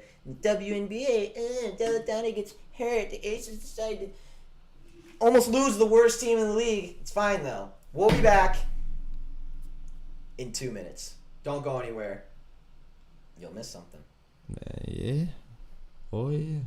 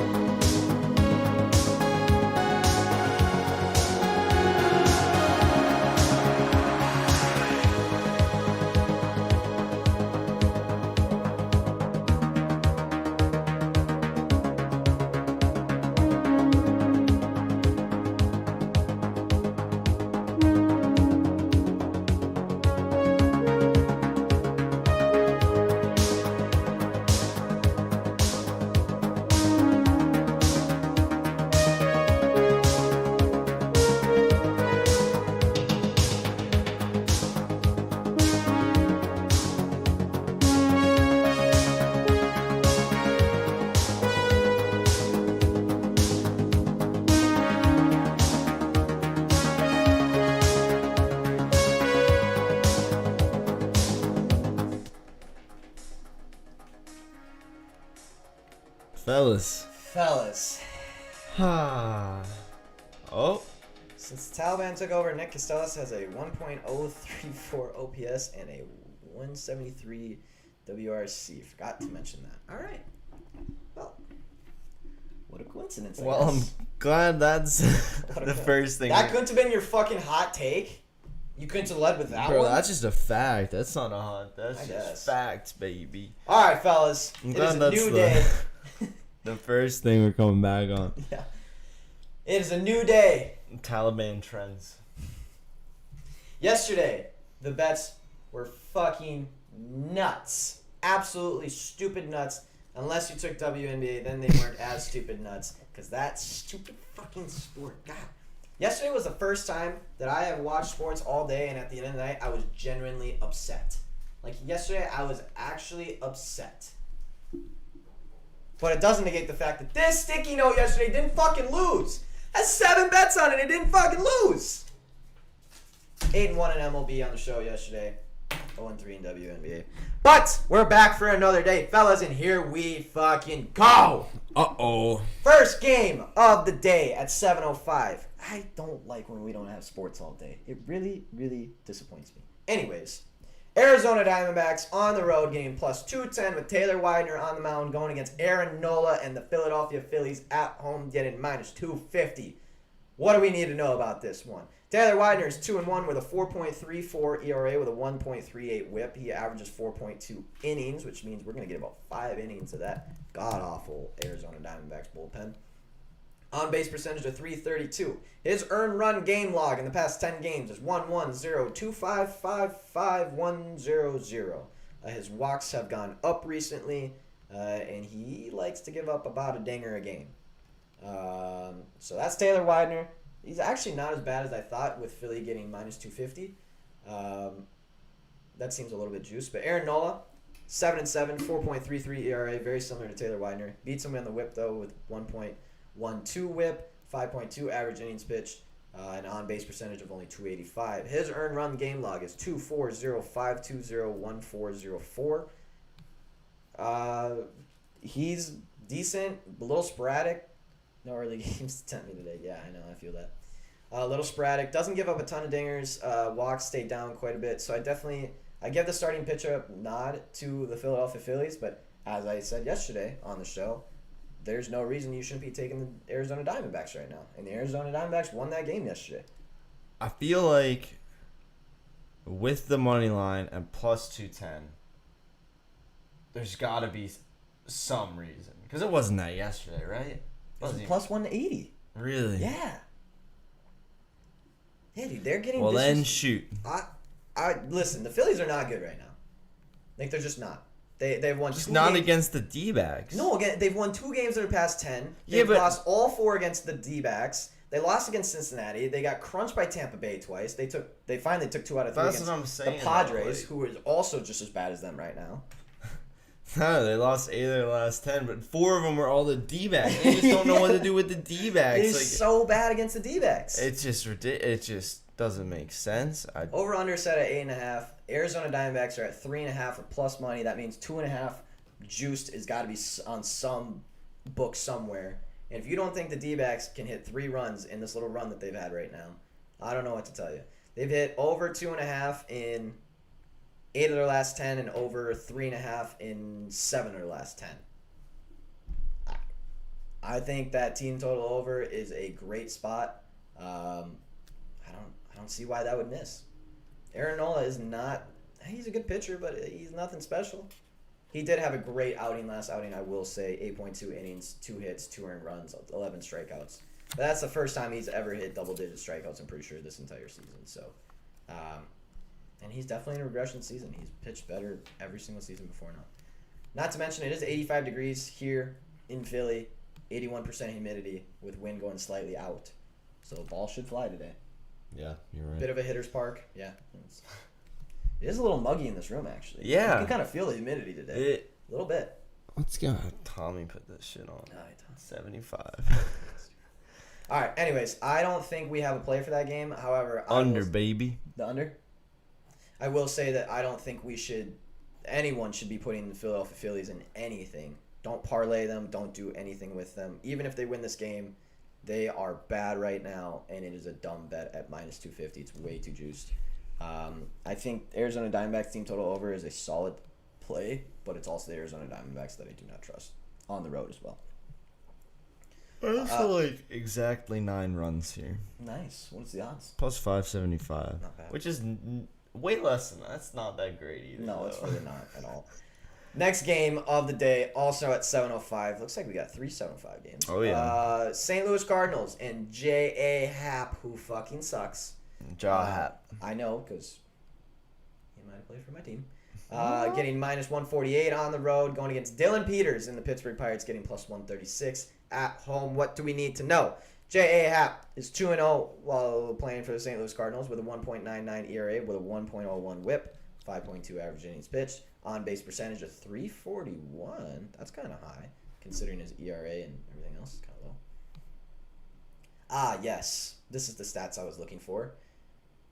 I'm gonna show you his game log when he played for the Minnesota Twins. I'm gonna tell you that. The last 6 games of his game log for Minnesota Twins. His earned runs went 2, 5, 3, 7, 4, 9. In those last 6 games, he gave up 2, 4, 6, 8 home runs. He gave up multiple walks every game. And then he goes to St. Louis, this motherfucker. Yeah. His earned run log since he came to St. Louis, 2-1-0-2. All over 5 innings. He still gives up dingers. His walks are way down. His strikeouts are up. This bitch just left Minnesota and was like, hey, I'm going to start throwing again, okay? That sound good to you? Okay. Stupid motherfucker. Anyways, Dylan Peters, 0-1 for the Pittsburgh Pirates. 1.86 ERA and a 1.24 whip with a 4.2 average innings pitched. Dylan Peters has only given us 9.2 innings this year. He's had 2 starts. He's played in 2 games. He went 4.2 in 5 innings, only gave up 1 earned run in both starts, 0 dingers, 3 strikeouts each. Walks were a little high in his first game, but came down to 1 in the second game. I want to see the percentages on this game. I'm not going to take anything on this game, but I do want to see the percentages to see what everyone else is thinking. Looks like 73% of tickets on the Cardinals, 71% of money. Do not trust J.A. Happ. I still don't think he's a good pitcher. Trust me, I watch him enough games on my team to know that the guy can get tossed around. Maybe he's better in St. Louis. I don't know, but he's on the road where he's struggled in Minnesota as well. I don't trust the Pittsburgh Pirates either. The over-under set at 9. I don't trust either team's bats to be that good. I'm just going to stay away. First 2 games of the day are both stayaways. Pittsburgh team total over. What's it at? 3.5. That's not bad. Little juiced, but Little juice. they not hit bad that almost every time. They've played a lot of games against St. Louis recently, and for the last 5 against St. Louis have gone over 3.5, even a couple losses. They've been picking up the pace here. I like it. Okay. So far we have Arizona Diamondbacks team total over and Pittsburgh Pirates team total over. Yeah. That's been our 2 plays. I just don't like, I'm not confident in either of those 2 enough. I think J.A. Happ is bound to have a bad game here shortly. And when he has a bad game, it is real fucking bad. Like, real bad. Plus, that gets us on to our next 7:05 game, which is Tampa Bay Rays versus the Baltimore Orioles. What? And boy, am I excited to see the Baltimore Orioles not play a team named the LA Angels, so that we can get back on this whole fading the Orioles thing. Shane McClanahan on the mound for Tampa Bay Rays. He is 8-4 with a 3.63 ERA with a 1.28 WHIP and 5 average innings pitched. His on-base percentage this year is just over 300. His earned run log, the last game was actually against Baltimore, where he went 5 innings, 5 hits, 1 earned run, 8 strikeouts, no dingers, and only 1 walk. His earned run log in the past 10 games, 1-2-3, 1-3, 1-3, 3, 1-2. He's been very, very solid, extremely consistent. I think he'll continue to be. I think Baltimore Orioles finally laid a couple bats on balls here, and I don't see it happening again.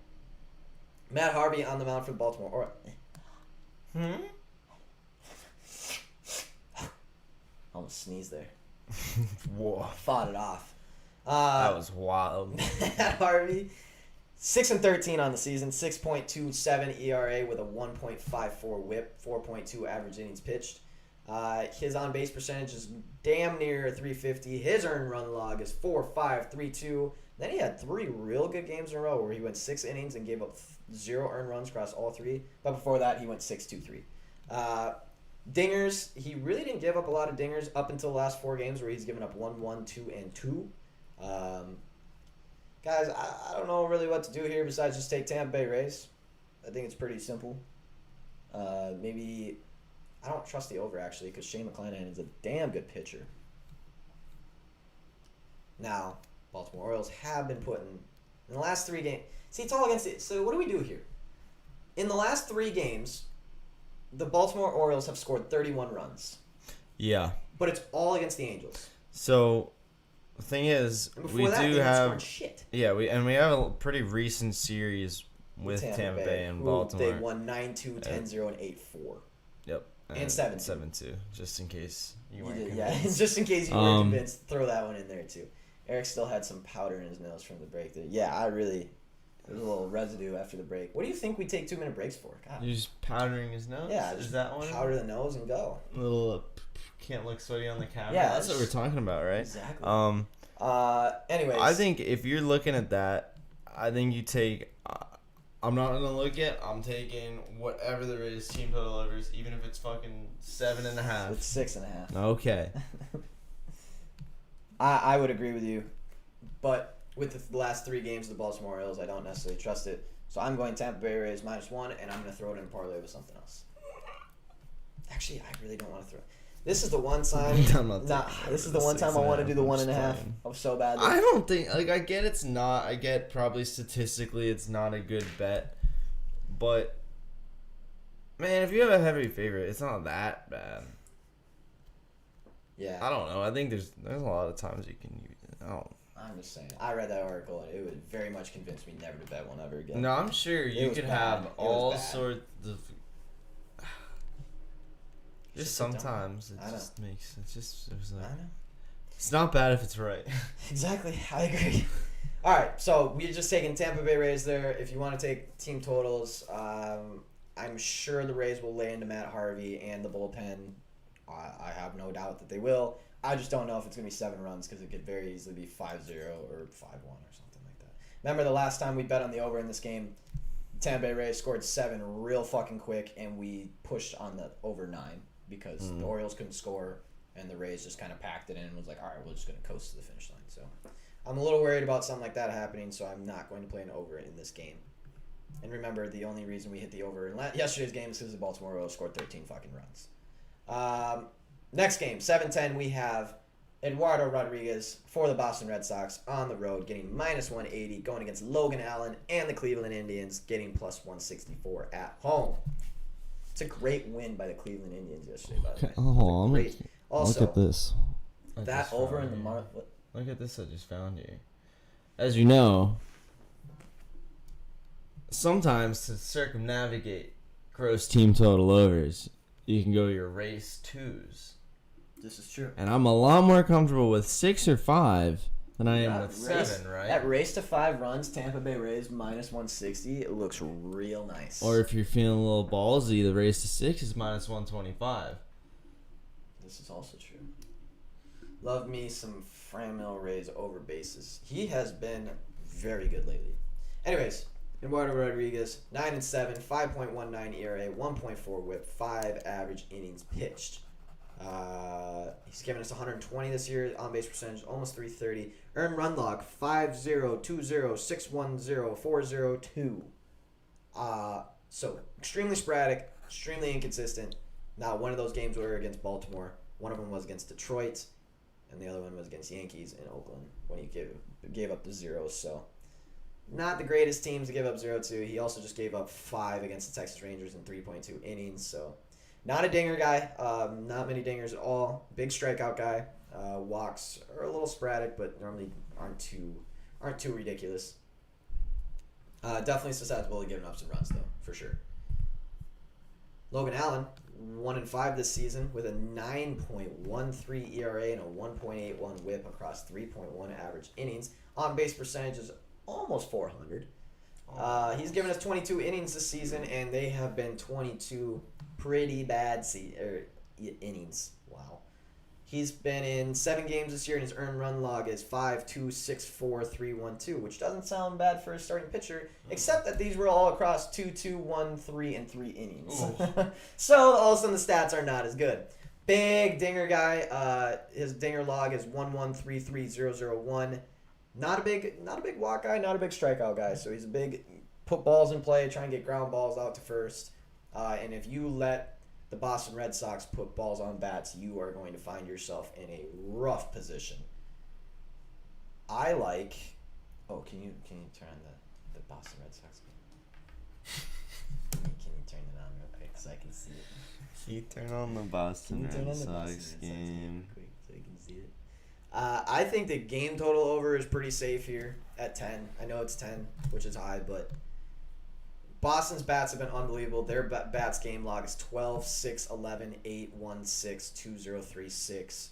So they have been hitting the ball just fine.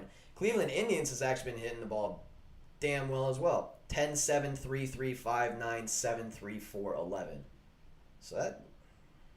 I really like this game total over for some reason. I also like the Boston Red Sox. I'll put that out there. They do scare me at times, but I do like Boston Red Sox.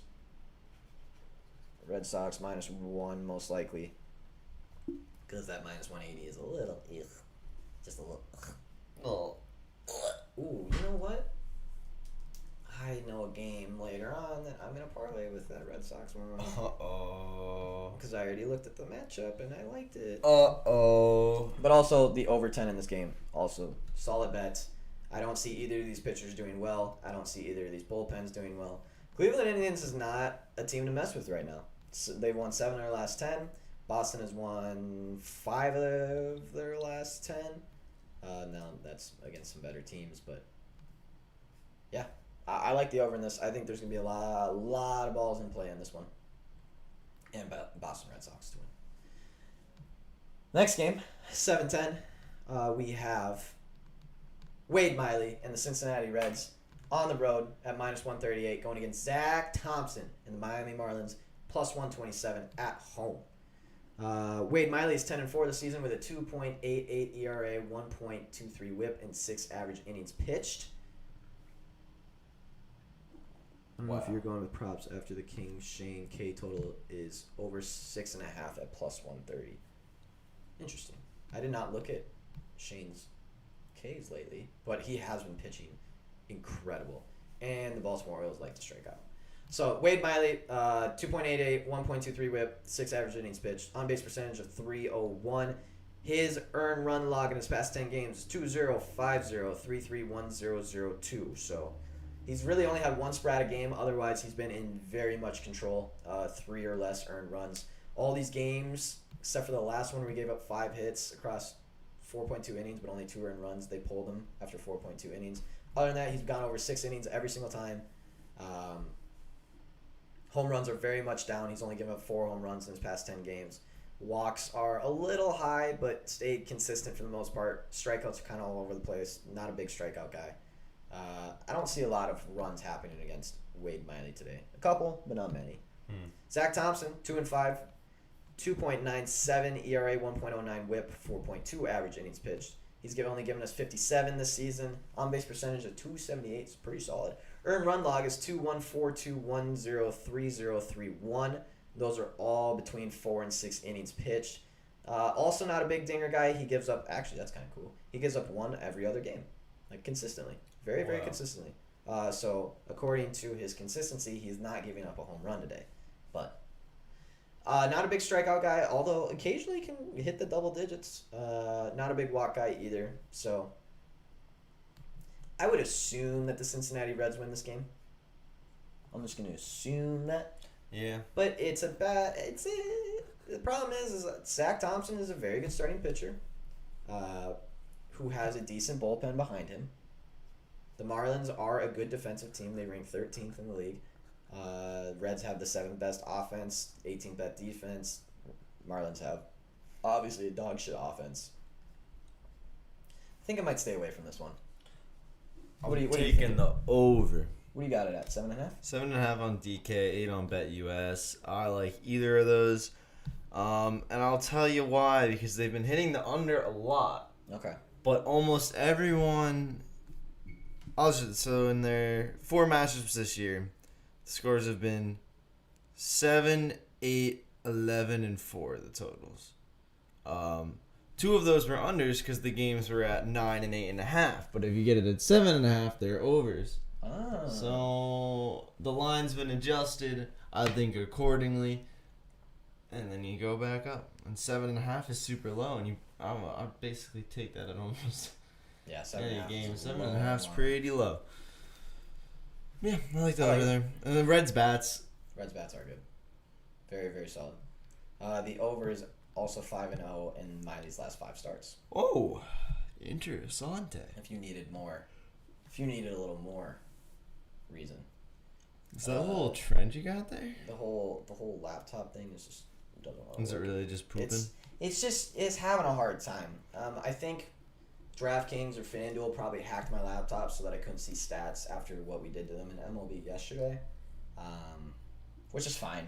They can know what I'm doing. They're still not going to stop us. But it is clear sabotage right now that they have clearly infested my laptop and they're just trying to get it not to work. But it's fine. So, Sean, how's your day been? That was pretty good. That's good. Please don't do this right now. Last night, I had a bowl of Cheez-Its, and I had a cup of water. All right, you're doing the next game. All right, the next another 7:10 p.m. game. We have the Toronto Blue Jays going to Detroit to play the Tigers. Yes, sir. Steven Matz starting for Toronto. Matt Manning starting for Detroit. All right, I'm back. I got it. 7-10. Matt dog shit Manning on the mound for Detroit Tigers once again, going against Steven Matz and the Toronto Blue Jays. Alright, so you can't Yeah, even- but you didn't say Matt dog shit Manning. That's true. I have said it every single time that Matt Manning pitches because he's dog shit. If you don't know who Matt dog shit Manning is, he's 3-5, 5.91 ERA with a 1.56 WHIP across 5 average innings pitched. He has an on-base percentage of .351. His earned run log in his past 10 games, 2.36, 2.41, 2.292. Dog shit. He is not a huge dinger guy. Also, his walks have been really in control, but his strikeouts are super far down. So he's another guy who likes to put the ball in play, get ground balls, let his defense work for him. And my laptop.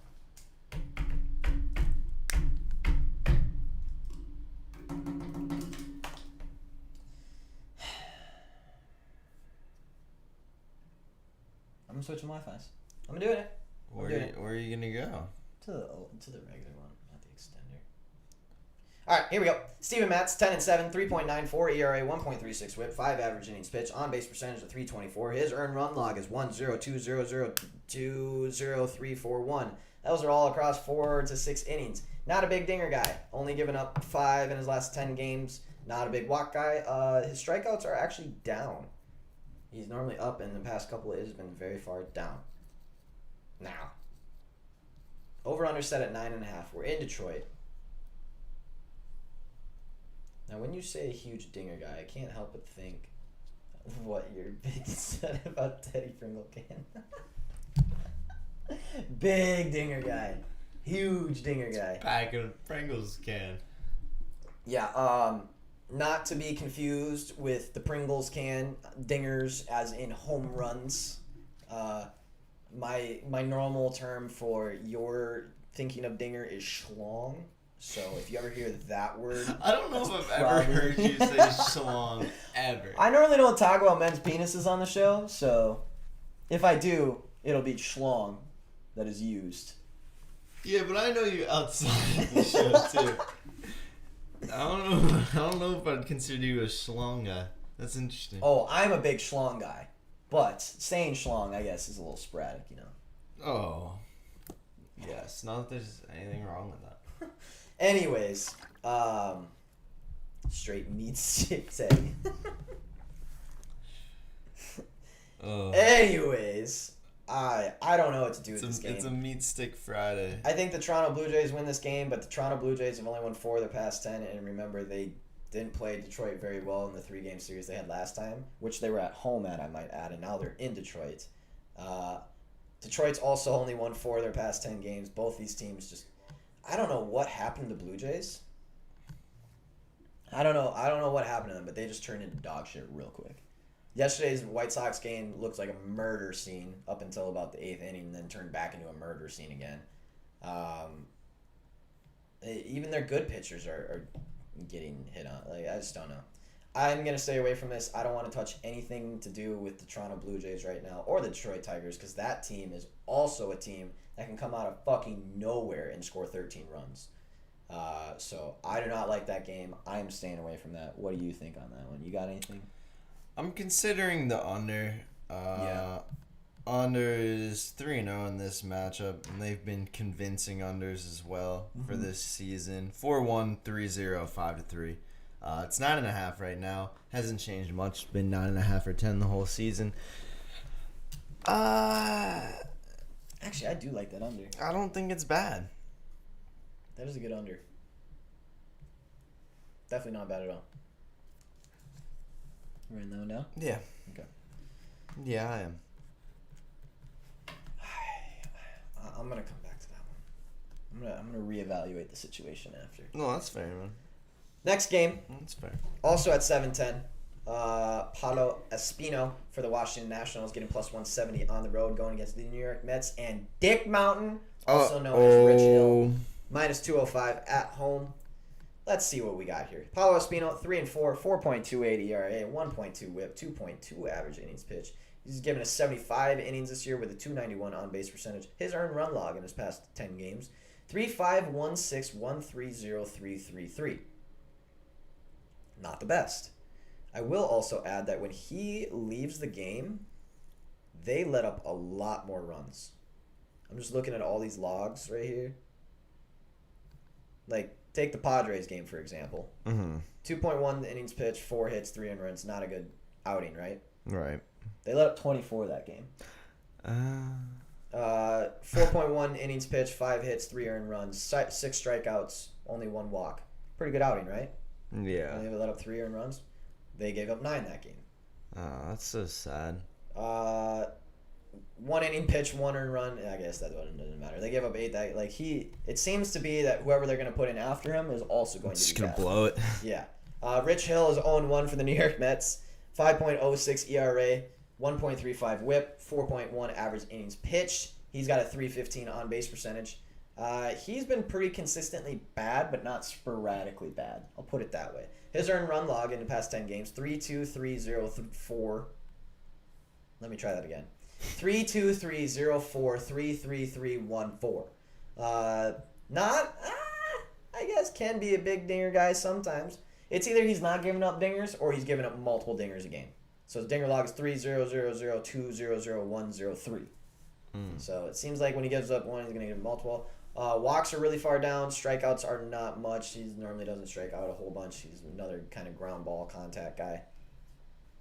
Not that great of a pitcher. Another Soto home run. Yeah. Also the over in this game. 8.5. What are the Nats team total at? 3.5? Nats team total? Yeah. Nats team total might be That it. might be the play here. Nats team total is Nats bats in their past 10 games. 5-3, 5-3, 6-4, 8, 12, 5-2. That is over 3.5 in 1, 2, 3, 4, 5, 6, 7 of their last 10 games. The Mets have given up 3-3, 8, 2, 4, 3, 4, 2, 3, 7. So I guess that kind of goes against it. But the Mets have also only won 2 games in their last 10 now. 6 of those against the Giants, 4 of those against the Dodgers. So they have had one a hell of a rough run here. And the Nationals have only won 4 of their last 10 either as well. So I don't see the Nationals winning here, but I do see over 3.5 being hit. Nats team total over 3.5. I just don't see Dick Mountain doing very well today. Nationals or not, the Mets do not deserve to be. This is way too juiced. If you want to take Nationals at plus 175, it's not bad for a team that's only won 2 games in their past 10 to bet against them. But it's also the Nationals, who have been playing significantly worse teams than them and have only won 4 of the last 10. So I would not be taking either of these two teams. I think there's going to be runs scored, but I don't trust either team's bats besides the Mets. And I only trust them to get to 4. I'm not saying they're going to blow them out by any means.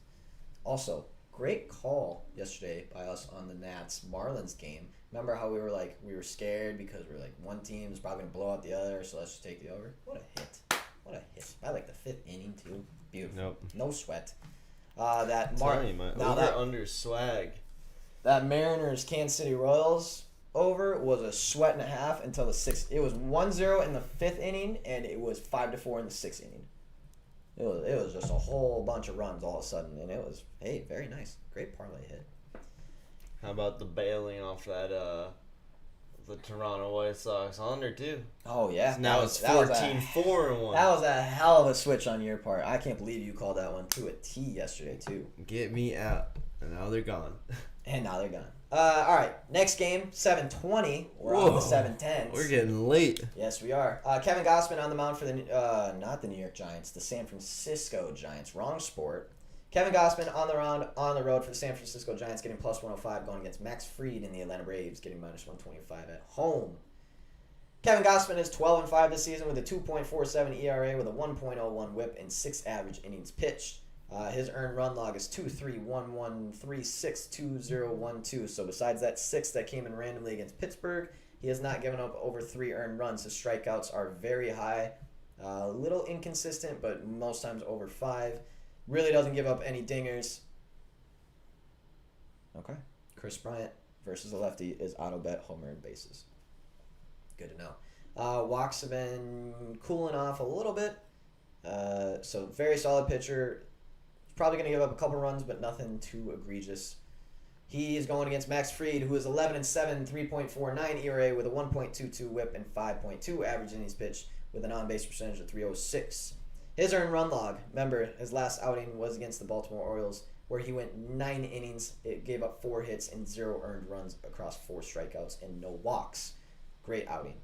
His earned run log in his past 10 games is 0-1-1-0-0-2-4-0-3-6. These are 2 great pitchers coming out today. Max Fried seems like he has found his control. He is on fire. I do not have a play for this. The Atlanta Braves are hot right now. They have lost the last 2, but it was both against the even hotter New York Yankees. Besides that, before that, I think they were on a 9-game winning streak.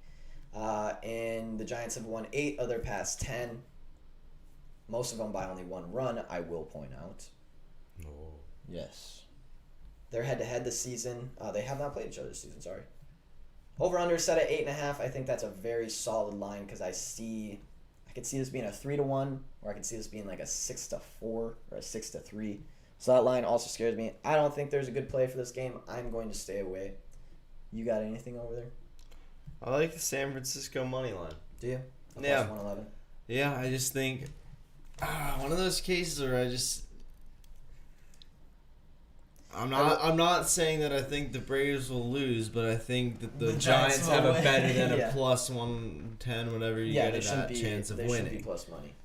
Braves are getting 52% of tickets and 73% of money. The spread is getting 67% of tickets. That's odd. 67% of tickets for the Giants, 91% of money for the Giants. So kind of all over the place on that one. I don't think anyone really knows what to do. I think everyone's kind of looking at them being like, well, 2 really good teams. Well, 2 really good pitchers. Shit, I don't know. Take the one with better odds. Right. Which is not a bad idea. For value-wise, anytime you get Giants at plus money, you probably take it. But I'm not writing that down, so I'm not confident in that one. Next game. That's a 7:20. We're finally in the 8 o'clocks. 8:05. Houston Astros versus Texas Rangers. Oh, the boy. Battle of the big state, baby. What is going to happen? We've got Jake Odorizzi on the mound for the Houston Astros on the road at 193, but it's not really on the road. Glenn Otto. For the Texas Rangers at home, getting plus 176. What? Give me. Hey, give me the pitcher stats. Hey. All right, Jake Odorizzi. Jake Odorizzi. Where's his ERA? 4.52 ERA, 1.26 WHIP, average innings pitched 4.1. He's given us 80 innings with an on-base percentage of 301. His earned run log in his past 10 games is 1.40, 6.33, 4.210. So a little sporadic, not great, definitely attackable. He has been giving up quite a few dingers. Dinger log 110-420-2000. Jeez. He also used to play for the Minnesota Twins, so you know he's not a great pitcher. If they pitch for the Minnesota Twins, there's something wrong with them. There's something wrong. They will get exposed. This is a 90-degree day in Texas today with a 61% humidity and a wind going 12 miles an hour, coming slightly, kind of like this. Kind of like that. So slightly towards home plate. Glenn Otto, I have no stats for. 0 stats for. I don't think he's real. I'm pretty much convinced that Glenn Otto does not exist. But now I have to go to a different website to find Glenn Otto. He was born in Texas. It's pretty cool. I believe 2021. Yes, he came from the minors. He's played on multiple teams for the minors. He's coming up from the minors today. So I have this feeling where, it's the number 1 batting team against a guy who just got brought up from the minors on the Texas Rangers. Now, I have been wrong about starting pitchers before. What's his name? Steven Brantz proved me wrong pretty hard. And something Hernandez for the Marlins the other day proved me wrong. But I don't care. I'm still going to do it anyways. I'm going to take the Houston Astros today because even though Jake Odorizzi isn't great, this is still the number 1 batting team going against a minor league pitcher for the first starts. I don't see this going well for the Texas Rangers, not to mention the Texas Rangers fucking suck. Now, Houston has not been good. They have not been good. They have been getting beaten the shit out of by the Kansas City Royals. They finally took 2 in a row against them, but 2 days ago's game was close. Now, the Texas Rangers have only won 3 of their past 10, and they've been playing bad teams, and they've been getting crunched in that process. These aren't close games. They're getting getting old. I feel like this should not be overly hard to determine. Houston Astros, actually, this is even better. Houston Astros minus 1.5 is only getting 61% of tickets and 84% of money, which for this matchup should be worse. And their money line is probably stacked on, but I'm going to find it anyways. It is, 80% of tickets, 84% of money. Give me the Astros today.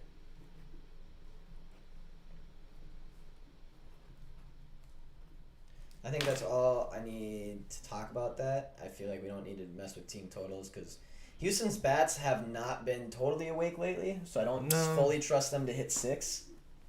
I feel like they've been right in that range, that 4, 5, 6 range. So I don't necessarily trust that, but I do trust them to win this game. They need to start playing a lot better and quick because they're going to find themselves in a playoff spot that they do not like if they do not shape up quickly. And yeah, the Texas Rangers are bad. They're just bad. Bad.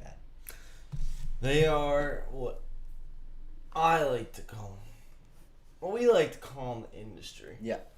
Not very good at baseball. That is, yes. I'm glad you broke it down for us like that, though. Just want to simplify. Yeah, thank you. Next game on the day, 8:10. We've got the Milwaukee Brewers and Eric Lauer on the road at minus 130. Going against the Minnesota Twins at home with Andrew Albers on the mound. Getting plus 120. Andrew Albers. Who the fuck are you? Well, it is raining in Minnesota today. 100% humidity with 75 degrees. Yikes. That's a nasty day. Let me tell you That's what. a Minnesota summer. If you want to live in a swamp, you should fly to Minnesota today because that is exactly what it's going to be there today. It is going to be swamp. Those are swamp and that conditions. shit will suffocate you as soon as you walk outdoors. It is nasty there, I can promise you. Eric Lauer is 4-4, 3.36 ERA with a 1.22 WHIP across 4.2 average innings pitched. He's given up 77 innings and an on-base percentage of 300. His earned run log is 3.1010110003. Quite impressive. Mostly 4 innings, sometimes 5, sometimes 6. Not a big dinger guy. Not a big dinger guy. He's given up 3 dingers in the last 10 games, and he's has 8 games where he has not given up a dinger in his last 10. So, very solid. Very good pitcher. And he's going against Andrew Albers, who's given us 4 innings this season with an on-base percentage of 200 and an ERA of 2.25. So his 4 innings were pretty solid. Yeah, he gave up 2 hits, 1 earned run, 4 strikeouts, gave up a dinger, 1 walk. I don't think he's going to do well today, though. No. The Twins are a very weird team to bet against right now, though, because they decide to win games when they shouldn't. They should just be tanking unbelievably right now to try and get the best pick they can. But who knows? Also, Brewers are getting 86% of tickets and 90% of money. That is the biggest stack I've seen all day. The spread for the Brewers is getting 44% of tickets and 20% of money. Huh? This line don't quite make sense. Over-under set at 9.5. That seems high. Although, Twins just keep getting them up a lot of runs and hitting the ball pretty well. Milwaukee's won 8 of their last 10. Twins have only won 4 of the last 10. However, they've been playing the Yankees in Boston and Tampa Bay. While the Milwaukee Brewers have been playing Washington, Cincinnati, and St. Louis. Do you know what to do here? I want to say Milwaukee Brewers, but I feel like that's such a trap line. At minus 135 with this shit? And here's something interesting. They haven't played since April, but Minnesota's 2-1 against the Brewers. Okay. And the Minnesota run line is 3-0. Okay, so I think we stay away from this one. I think it's going to be more competitive. All directions point at Milwaukee, but it doesn't make sense that that's minus 135. I know. It should be minus 135 with Eric Lauer on the mound. He's a very good pitcher. I guess Twins at home, they can give him some credit there. Something's not right. Something's off. Over under 9.5 is 2 on the dot. Makes too much sense here. I have to take Brewers. I know, it really feels like it makes really a lot of like sense. Brewers. That and the team total as well. The 4.5 seems fair. I don't know. Yeah, the Twins have been giving up a shitload of runs. No. You want to hear how many runs the Twins have been giving up? Yeah, tell me about it. 12, 6, 11, 7, 10, 7, 7, 3, 4, 4. That's a lot of runs. They've hit the over in almost every single one of their games. They've hit the over in 6 of their last 7, and the one that didn't hit the over was a Bush. But 9.5 with Eric Lauer on the mound? Come on. I don't know about that. I think we just take Brewers money line here, and it's going to scare me, and I feel like this is the one bet that's going to lose today. But I still don't see a reason not to take it. If I would have seen 80% tickets, 90% money on money line, and then like 95 to 99% on the spread, I'd say absolutely stay away. But people are hammering Minnesota Twins plus 1.5. It's probably because they're 3-0 on the run line during the series. I just say Brewers money line. Leave it at that. I don't think we got to dive too deep into that. That's a scary one, though. That's a scary one. That is the scariest one on the sticky note for sure, which is now filled up with my 5 games. Oh, I didn't even see the Brewers. I was like, that doesn't even look like 5. No, you got 5 on there. Yeah. I was writing big today. All right. And 8-10 next game. Oh, this is the one I was waiting for. This is the one I was waiting for, Sean. Are you ready? because I'm ready. Also, Oh, we yeah. gained 3 subscribers today, and I What? don't know how. I just want to shout out the fellas today. Wow. This has been one hell of a fellas. Huge Friday. shout out to the Thank you, fellas. everyone. If you have not yet, because I know there's a bunch of you in here, please like and subscribe to the channel. True. We appreciate you. We do this every True. Monday through Friday from 10 to 12. We sure do. We will continue to do it. And Fridays are always our most fun day. So I'm glad you guys got to come out and see it. And we will keep doing this. But let's get back to the bets. I just want to say we appreciate y'all. Thank you. Back to the bets we go. We have the second leg of the Dirty Sox parlay. Keegan Thompson and the Chicago Cubs at plus 170 on the road going against Dallas Keuchel and the Chicago White Sox at minus 200. Basically, yes, Cam. Sunday morning's football is coming. We are coming. I would assume it's because of that dude going sicko mode on fantasy earlier. Maybe. Want to see his 10:30? Ooh, actually, some of the lowest statistics. Actually, it was as soon as Braxton left was the lowest of the day. Well, that's also our break. Yes. Anyways, back to facts. No, thank you, Braxton, for shedding some light on fantasy football today. Thank you very much. We appreciate you.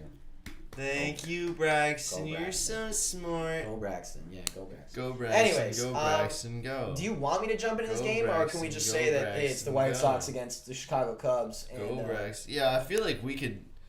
I mean, here, I'll do it just for fun, anyways, so that you guys can see that I actually, am doing this for a reason. Keegan Thompson, 3-3, 2.42 ERA, 1.32 WHIP, 1.2 average innings pitched. Earned run log 2-0-1-0-3-0-0-0-0-0, but those are all across 1 and 2 innings. Doesn't really matter.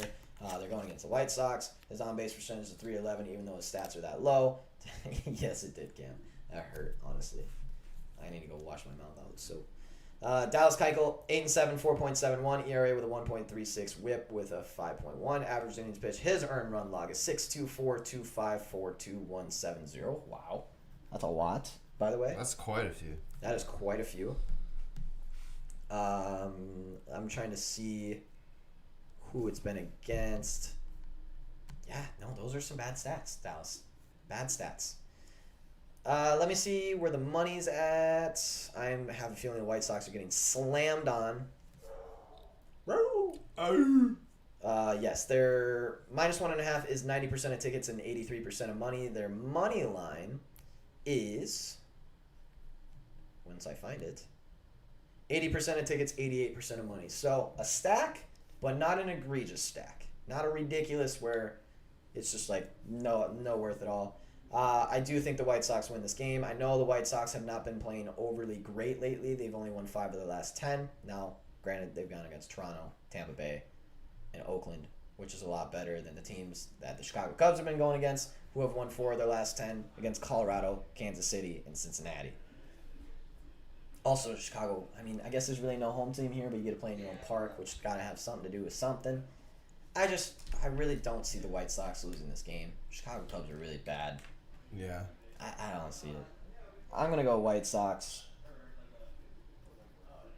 I don't know if it's a money line or a -1. But that means that I do have the Red Sox on a sticky note. And I do have the White Sox on a sticky note.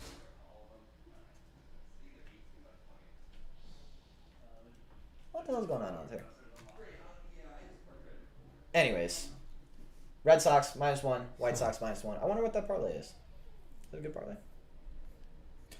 Want me to find out? I do. Moving on from that game. The -1 edition? Let's go to the -1 edition. The Filthy Sox? The Filthy Sox edition. -160 for Boston. It's getting filthy, Cam. This isn't even dirty. Dirty is just when we take money lines. Extra dirty is when one of them gets -1. Filthy is when we go -1 on both. For a +167, the Filthy Sox parlay. It's got to be it.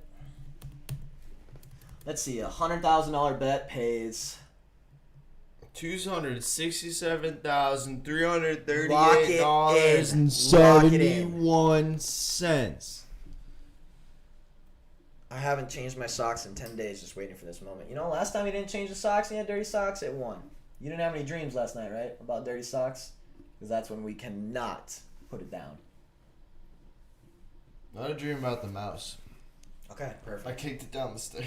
Nice. Dude, it's okay. We have 8 mouse traps in our house, and yet our food still got eaten last night.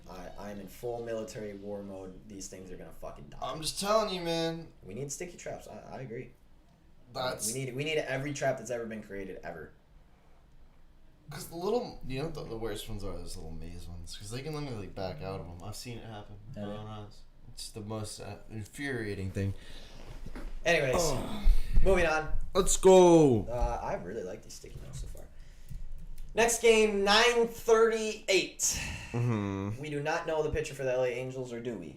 Do you have a pitcher for the LA Angels listed? Because I do not on this. Fellas, did you just make the White Sox -1 change? I just watched that go from +165 to +160 real fast. Maybe it's because you have a $100,000 bet logged in and they saw that. Yeah, they're like, all right, relax, bud. But no, Joe Musgrove versus to be determined on the Angels. I do not see one. Do you see a pitcher for the Angels? I'm too busy typing big numbers in. For the Angles? Yeah. Nah. All right, so we'll leave that game out. Joe Musgrove is 8-8, 3.04 ERA with a 1.04 WHIP and 275 on base percentage. He's pretty good, but he is sporadic. He'll either give up 0-1 earned runs or he'll give up 5 or 6. So just so you know that going into it, don't necessarily slam the San Diego Padres just because they're playing the Angels. It could end up bad. But we'll move on. Wow, this is one hell of a pitching matchup. 9:40, New York Yankees and Garrett Cole going against the Oakland A's and Sean Manaea. Garrett Cole, Yankees on the road getting -152. Sean Manaea and Oakland A's at +140 at home.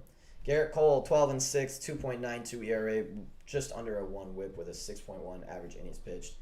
This dude has been fucking crazy since he came back. He's had one bad game since his little stint back, and that was against the Tampa Bay Rays when he just got shelled. Other than that, he's been very solid. The strikeouts have been up. Home runs have been down for the most part. Walks have been down. I'm not going to say that you can't score runs on the man. Bulls, Cavs, Blazers closing in on a 3-team deal. Laurie Cleveland, Larry Nance Jr. Portland, Derek Jones Jr. first and additional draft compensation to Chicago. Oh.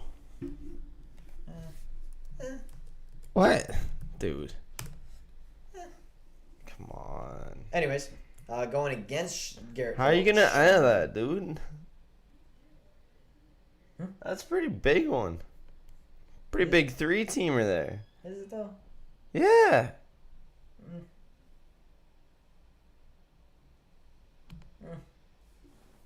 I don't see much changing in those trades.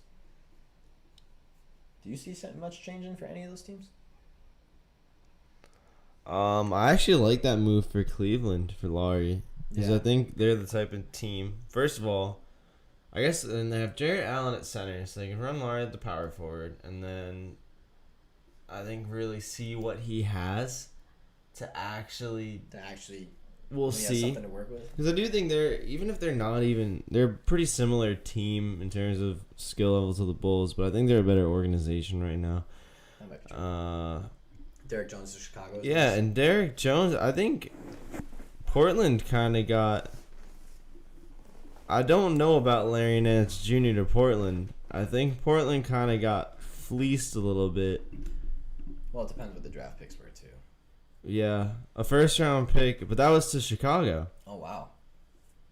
I can't imagine Bane is overly happy with that. No. Actually, Larry Nance Jr. is not bad. Interesting. That's an interesting trade. All right. Anyways, Sean Manaea on the mound for the Oakland A's. 8-8, 3.77 ERA with a 1.24 WHIP, 5.2 average innings pitched. His on-base percentage is .302. His earned run log is 2.7, 3.50, 1.33, 4.1. Wow, that is worse than what I thought it was. Dingers are slightly up, 1.30, 1.0, 1.1, 2.20. So expect the New York Yankees to hit a dinger today. They've been doing that pretty well. Did we bet on Yankees today? I need to see the percentages. I wrote down Yankees money line yesterday on that Post-it note, and I didn't post it as a play, and I'm so upset with myself. I'm so upset with myself. That was one of my favorite games yesterday, and it just somehow fell between the cracks.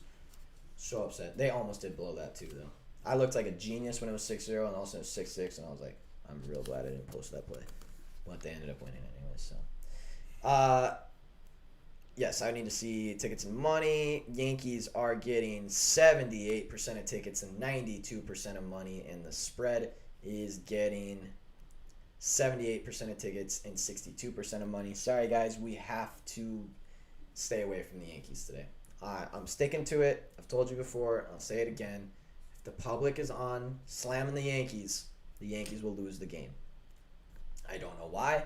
I don't know why it happens. I'm pretty sure it's just because their name is New York Yankees, and anyone sees Garrett Cole and the New York Yankees at -151 is just slamming the shit out of it. Considering that line should be more than -151, by the way. I don't like it. I still think the Yankees win this game, but there's something going on with the lines, the percentages. This is a very, very easy game for the Yankees to lose. Very easy game for the Yankees to lose. That's all I have to say about that. Almost. Nah, not today. No. Okay.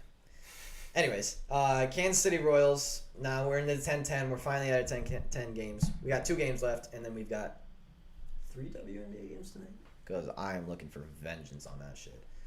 Kansas City Royals and Chris Bubich getting +161 on the road, going against Seattle Mariners and Logan Gilbert getting -176 at home. Let's check this out. Bubich, 4-6 record, 4.94 ERA, 1.46 WHIP, with average innings 4.1. His on-base percentage is .350. Whoa. In his earned run game log in the past 10 games, 2-7, 1-3-2, 1-1, 5-5-3. Strikeouts have been sporadic, but kind of high. Walks are a little bit sporadic, and he is a dinger guy. He loves his dingers. Dinger log, 1-2-1-2-0-1-0-1-3-0. So expect the Mariners to hit a dinger on this man today.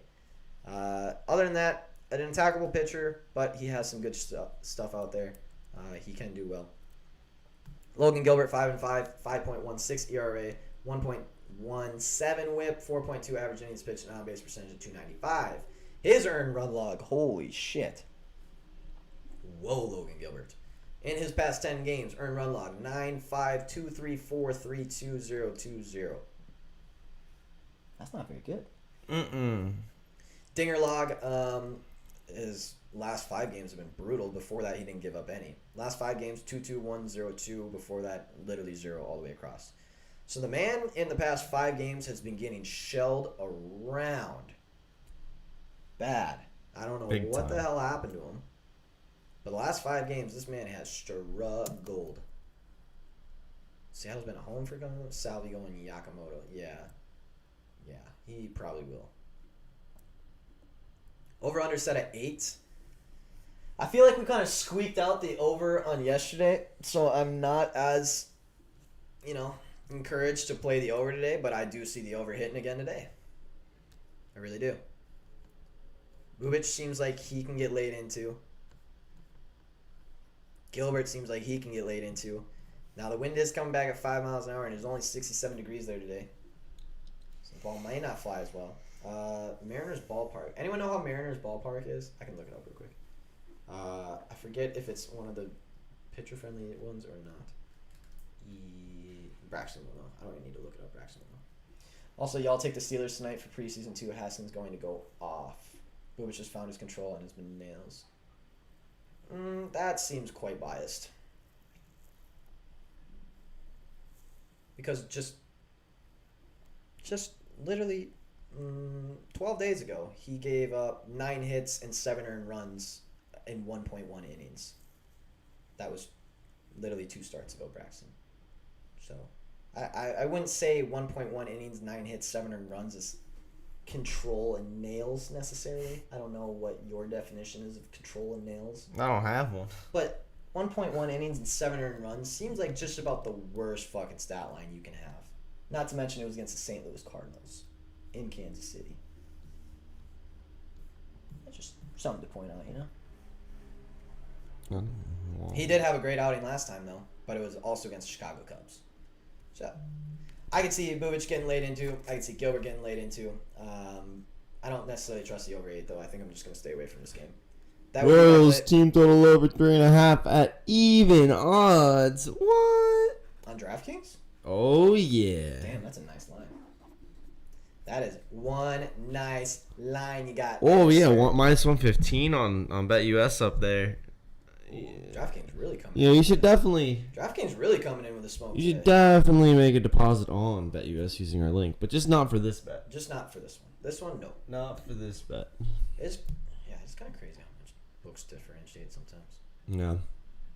Anyways, moving on to the last game of the day, the Colorado Rockies and Kyle Freeland going against the Dodgers, and we don't know who. I'm not seeing it on DraftKings. I'm not seeing it. I will run through Kyle Freeland's stats real quick. I would assume that we take Dodgers here tonight, but I'm sure they're going to get stacked on. Kyle Freeland, 4-6, 4.25 ERA, 1.38 WHIP, 5.1 average innings pitched, 335 on base percentage. His earned run log is 2.142, Yeah, they're not So even listed on. So it's actually Kyle Freeland's actually been pretty solid. Now he pitches most of his games in Colorado, so we'll see how he does not in Colorado. Yeah, I would assume that. Get stupid spam.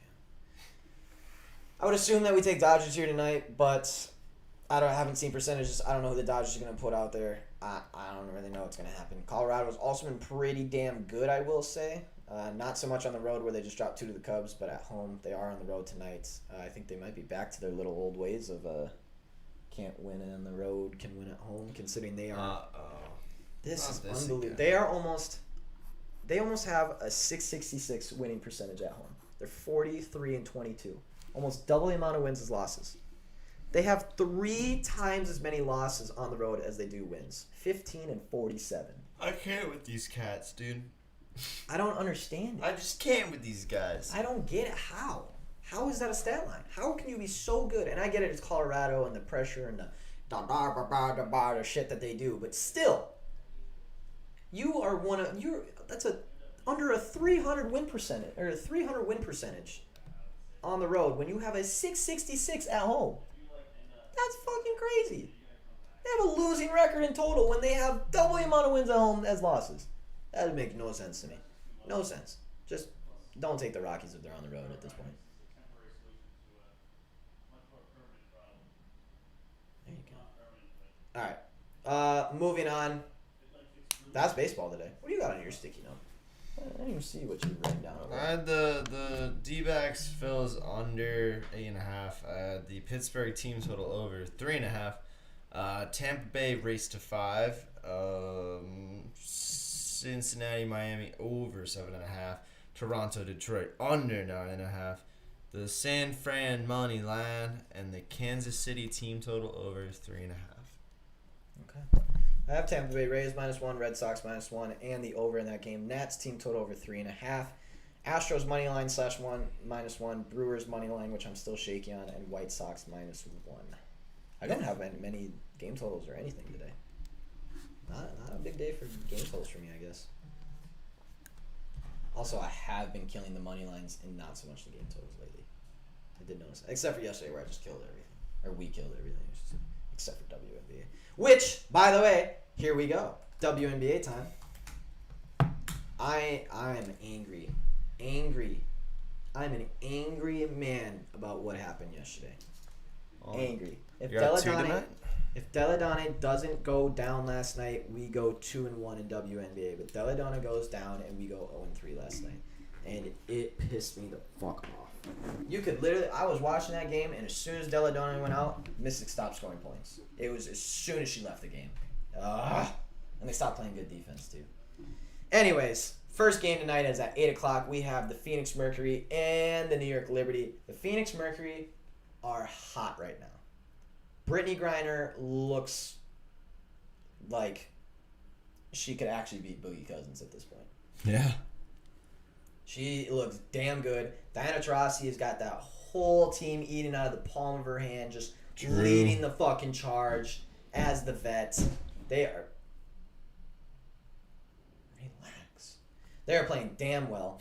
Brittany Griner is questionable tonight. Hang on. I have to make sure she's actually playing. It looks like Sabrina Whitcomb will also be out again tonight. They struggle without her. And Jasmine Jones may make a comeback tonight. Hang on, let me go to. This is the one part that sucks. Whoa. This is the one part that sucks about the WNBA is nobody, and I mean nobody, has any clue on anyone and whether they're going to play or not. Very, very few. Everyone's always questionable up until the game starts, except for one Twitter account, who I absolutely love, but they don't post until later on, called Her Hoop Stats. And they're the quickest, I don't know how. They're always the quickest to the injury list on who's playing and who's not. Like I said, I don't know how, but they're damn good at it. They have not posted who will be in or out tonight, so... that's a big line. That is a big line for the Phoenix Mercury. What is the over-under set? 167. Jeez. That is ridiculous. So probably not going to touch that game unless I see that Brittany Griner is actually ready to go.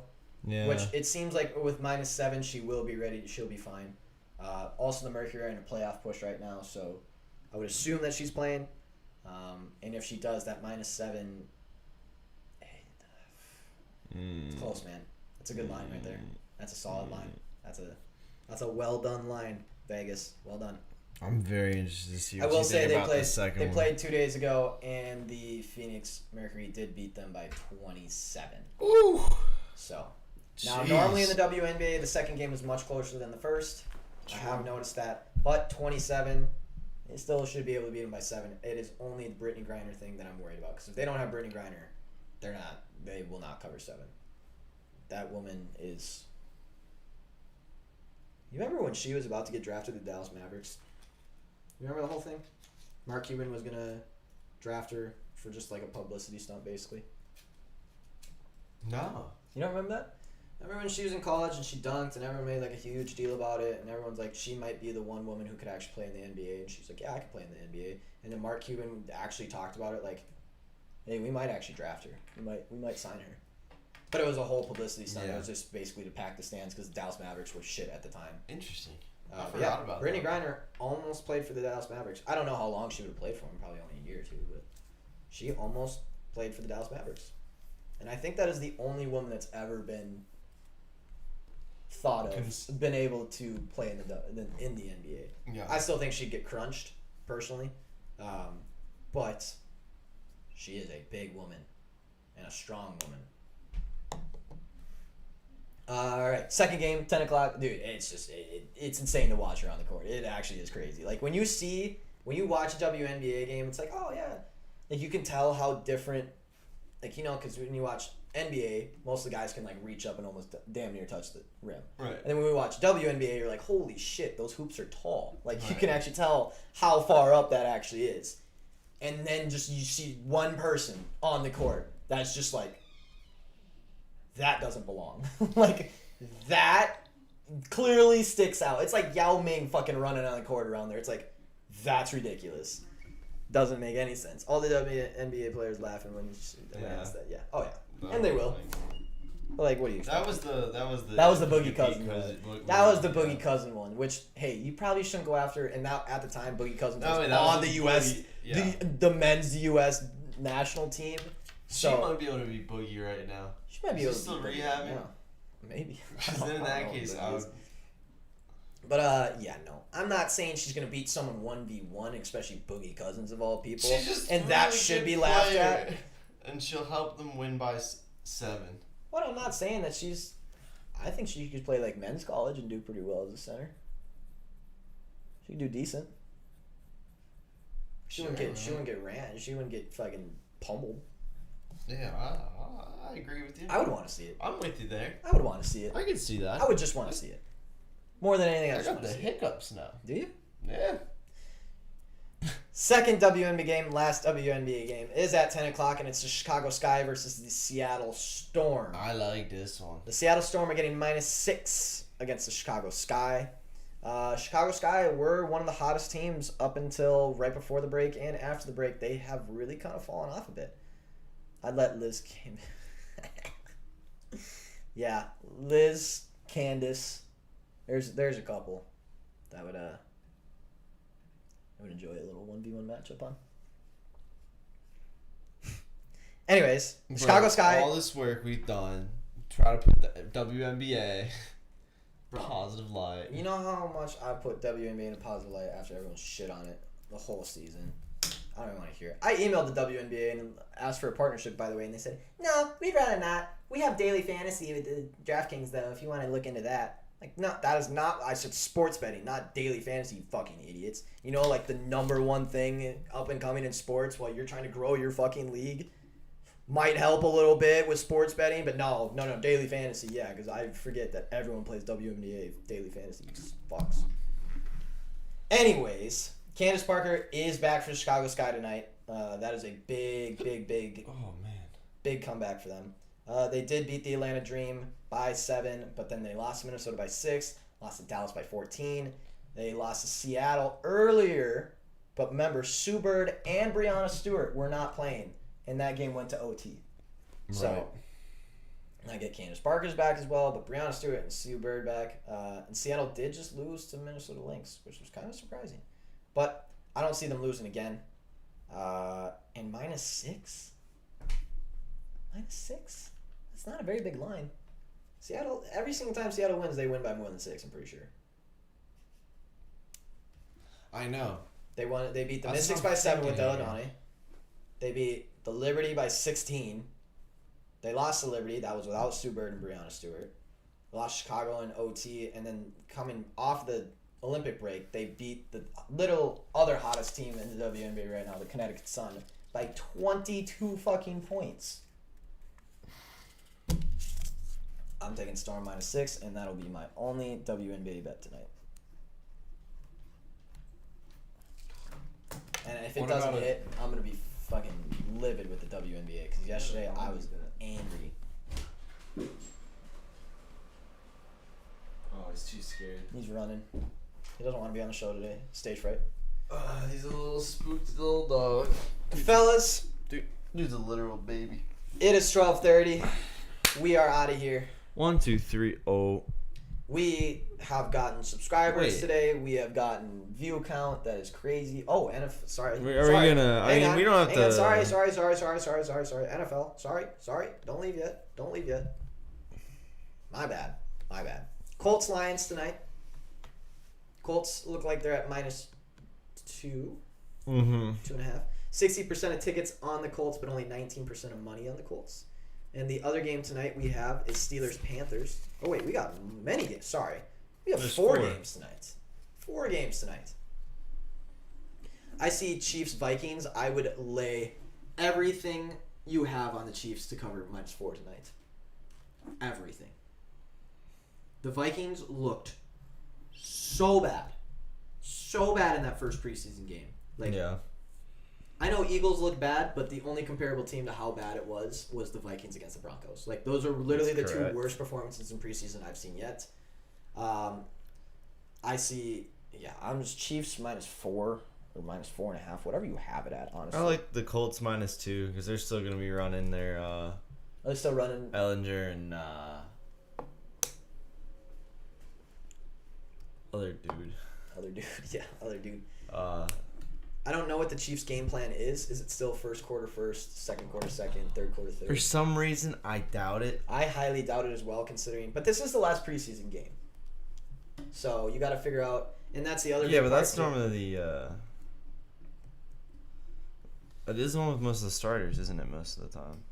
Yeah, I don't know how it works with 3 preseason games now. I mean, it still has to be the third one. Or it has to be the last one. Yeah, right. I would. It's got to be.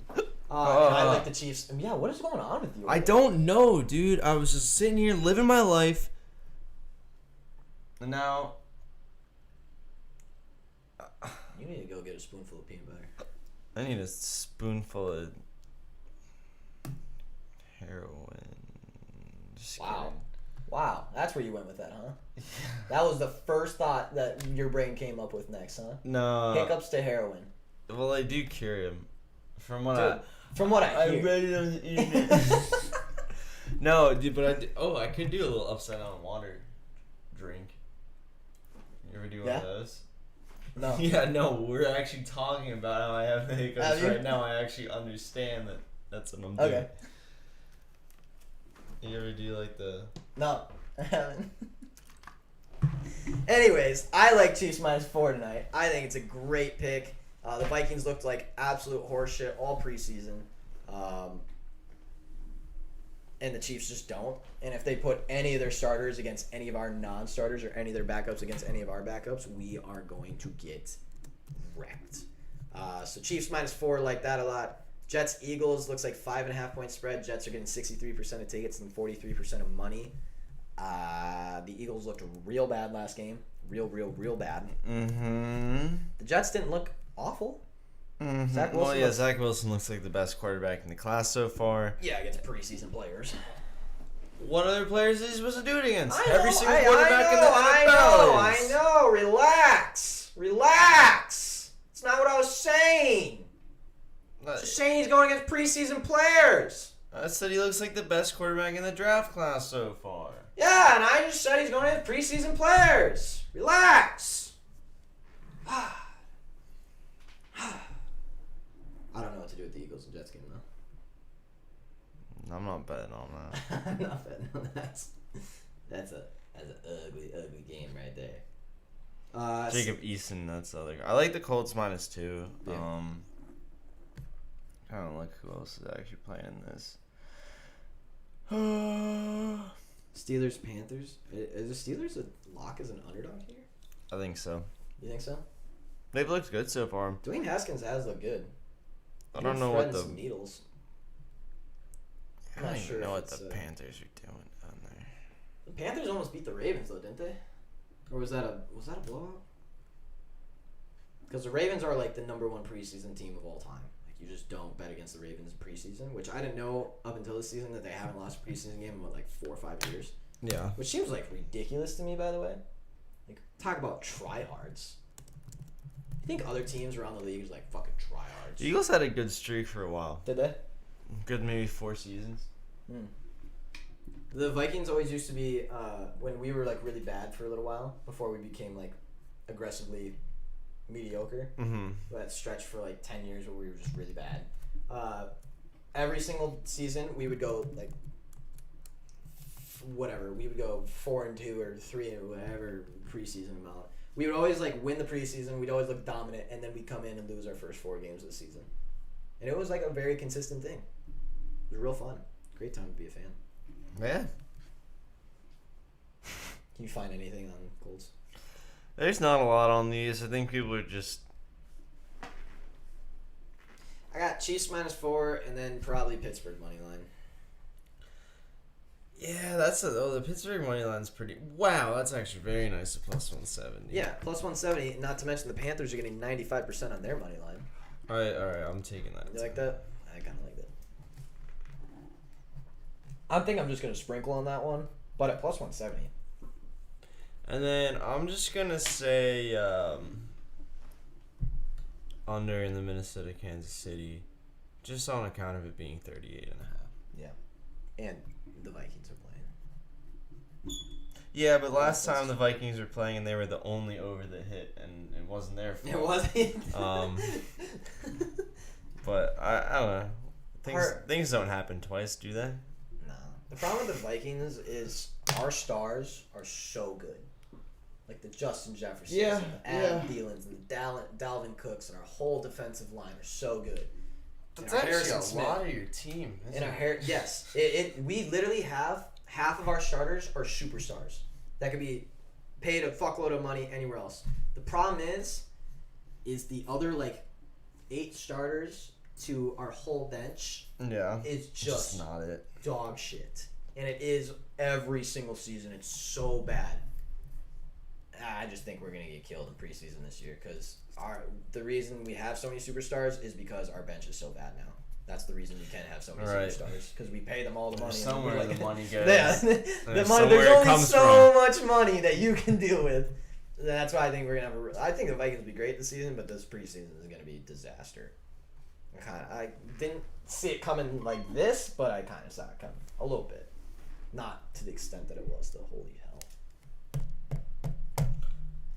I think that's a good little NFL rundown. Yeah. That okay. means that not next Thursday, but the following, we have NFL football? We do.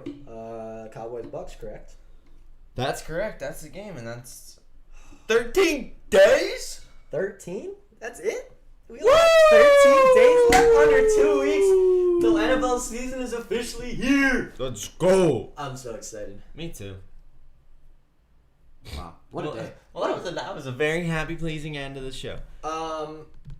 Just to finish this out, we're taking off now, but this has been one hell of a week for the show. Yeah. For the fellas. Today, too, nothing different going on Nothing today. different. Even better than... We normally have real bad days on Wednesdays for some reason. Wednesdays are always our bad day, and Wednesday was the due to best show we've ever had. Wednesday was our best show we've ever had. This is up there, probably due to Braxton's big old brain and his Friday takes. I don't think we went under 10 viewers for a solid hour there.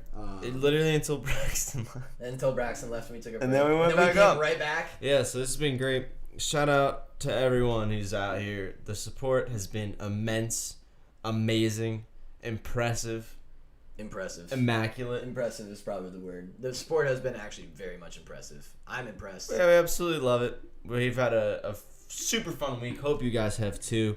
If you're new around here, please tune back in. Subscribe to the channel. It's worth it. I mean, why not? We got a little community building here too. Hop in, talk some sports in the chat. Everyone's always down to talk. We're always down to talk. We'll talk about anything. We talk about sports that people don't even know exist. True. It's a fun time here. With that, everyone have a great fucking weekend. Make a shitload of money. Someone get rich. Someone hit something stupid and post it so I can see it. Post your winners.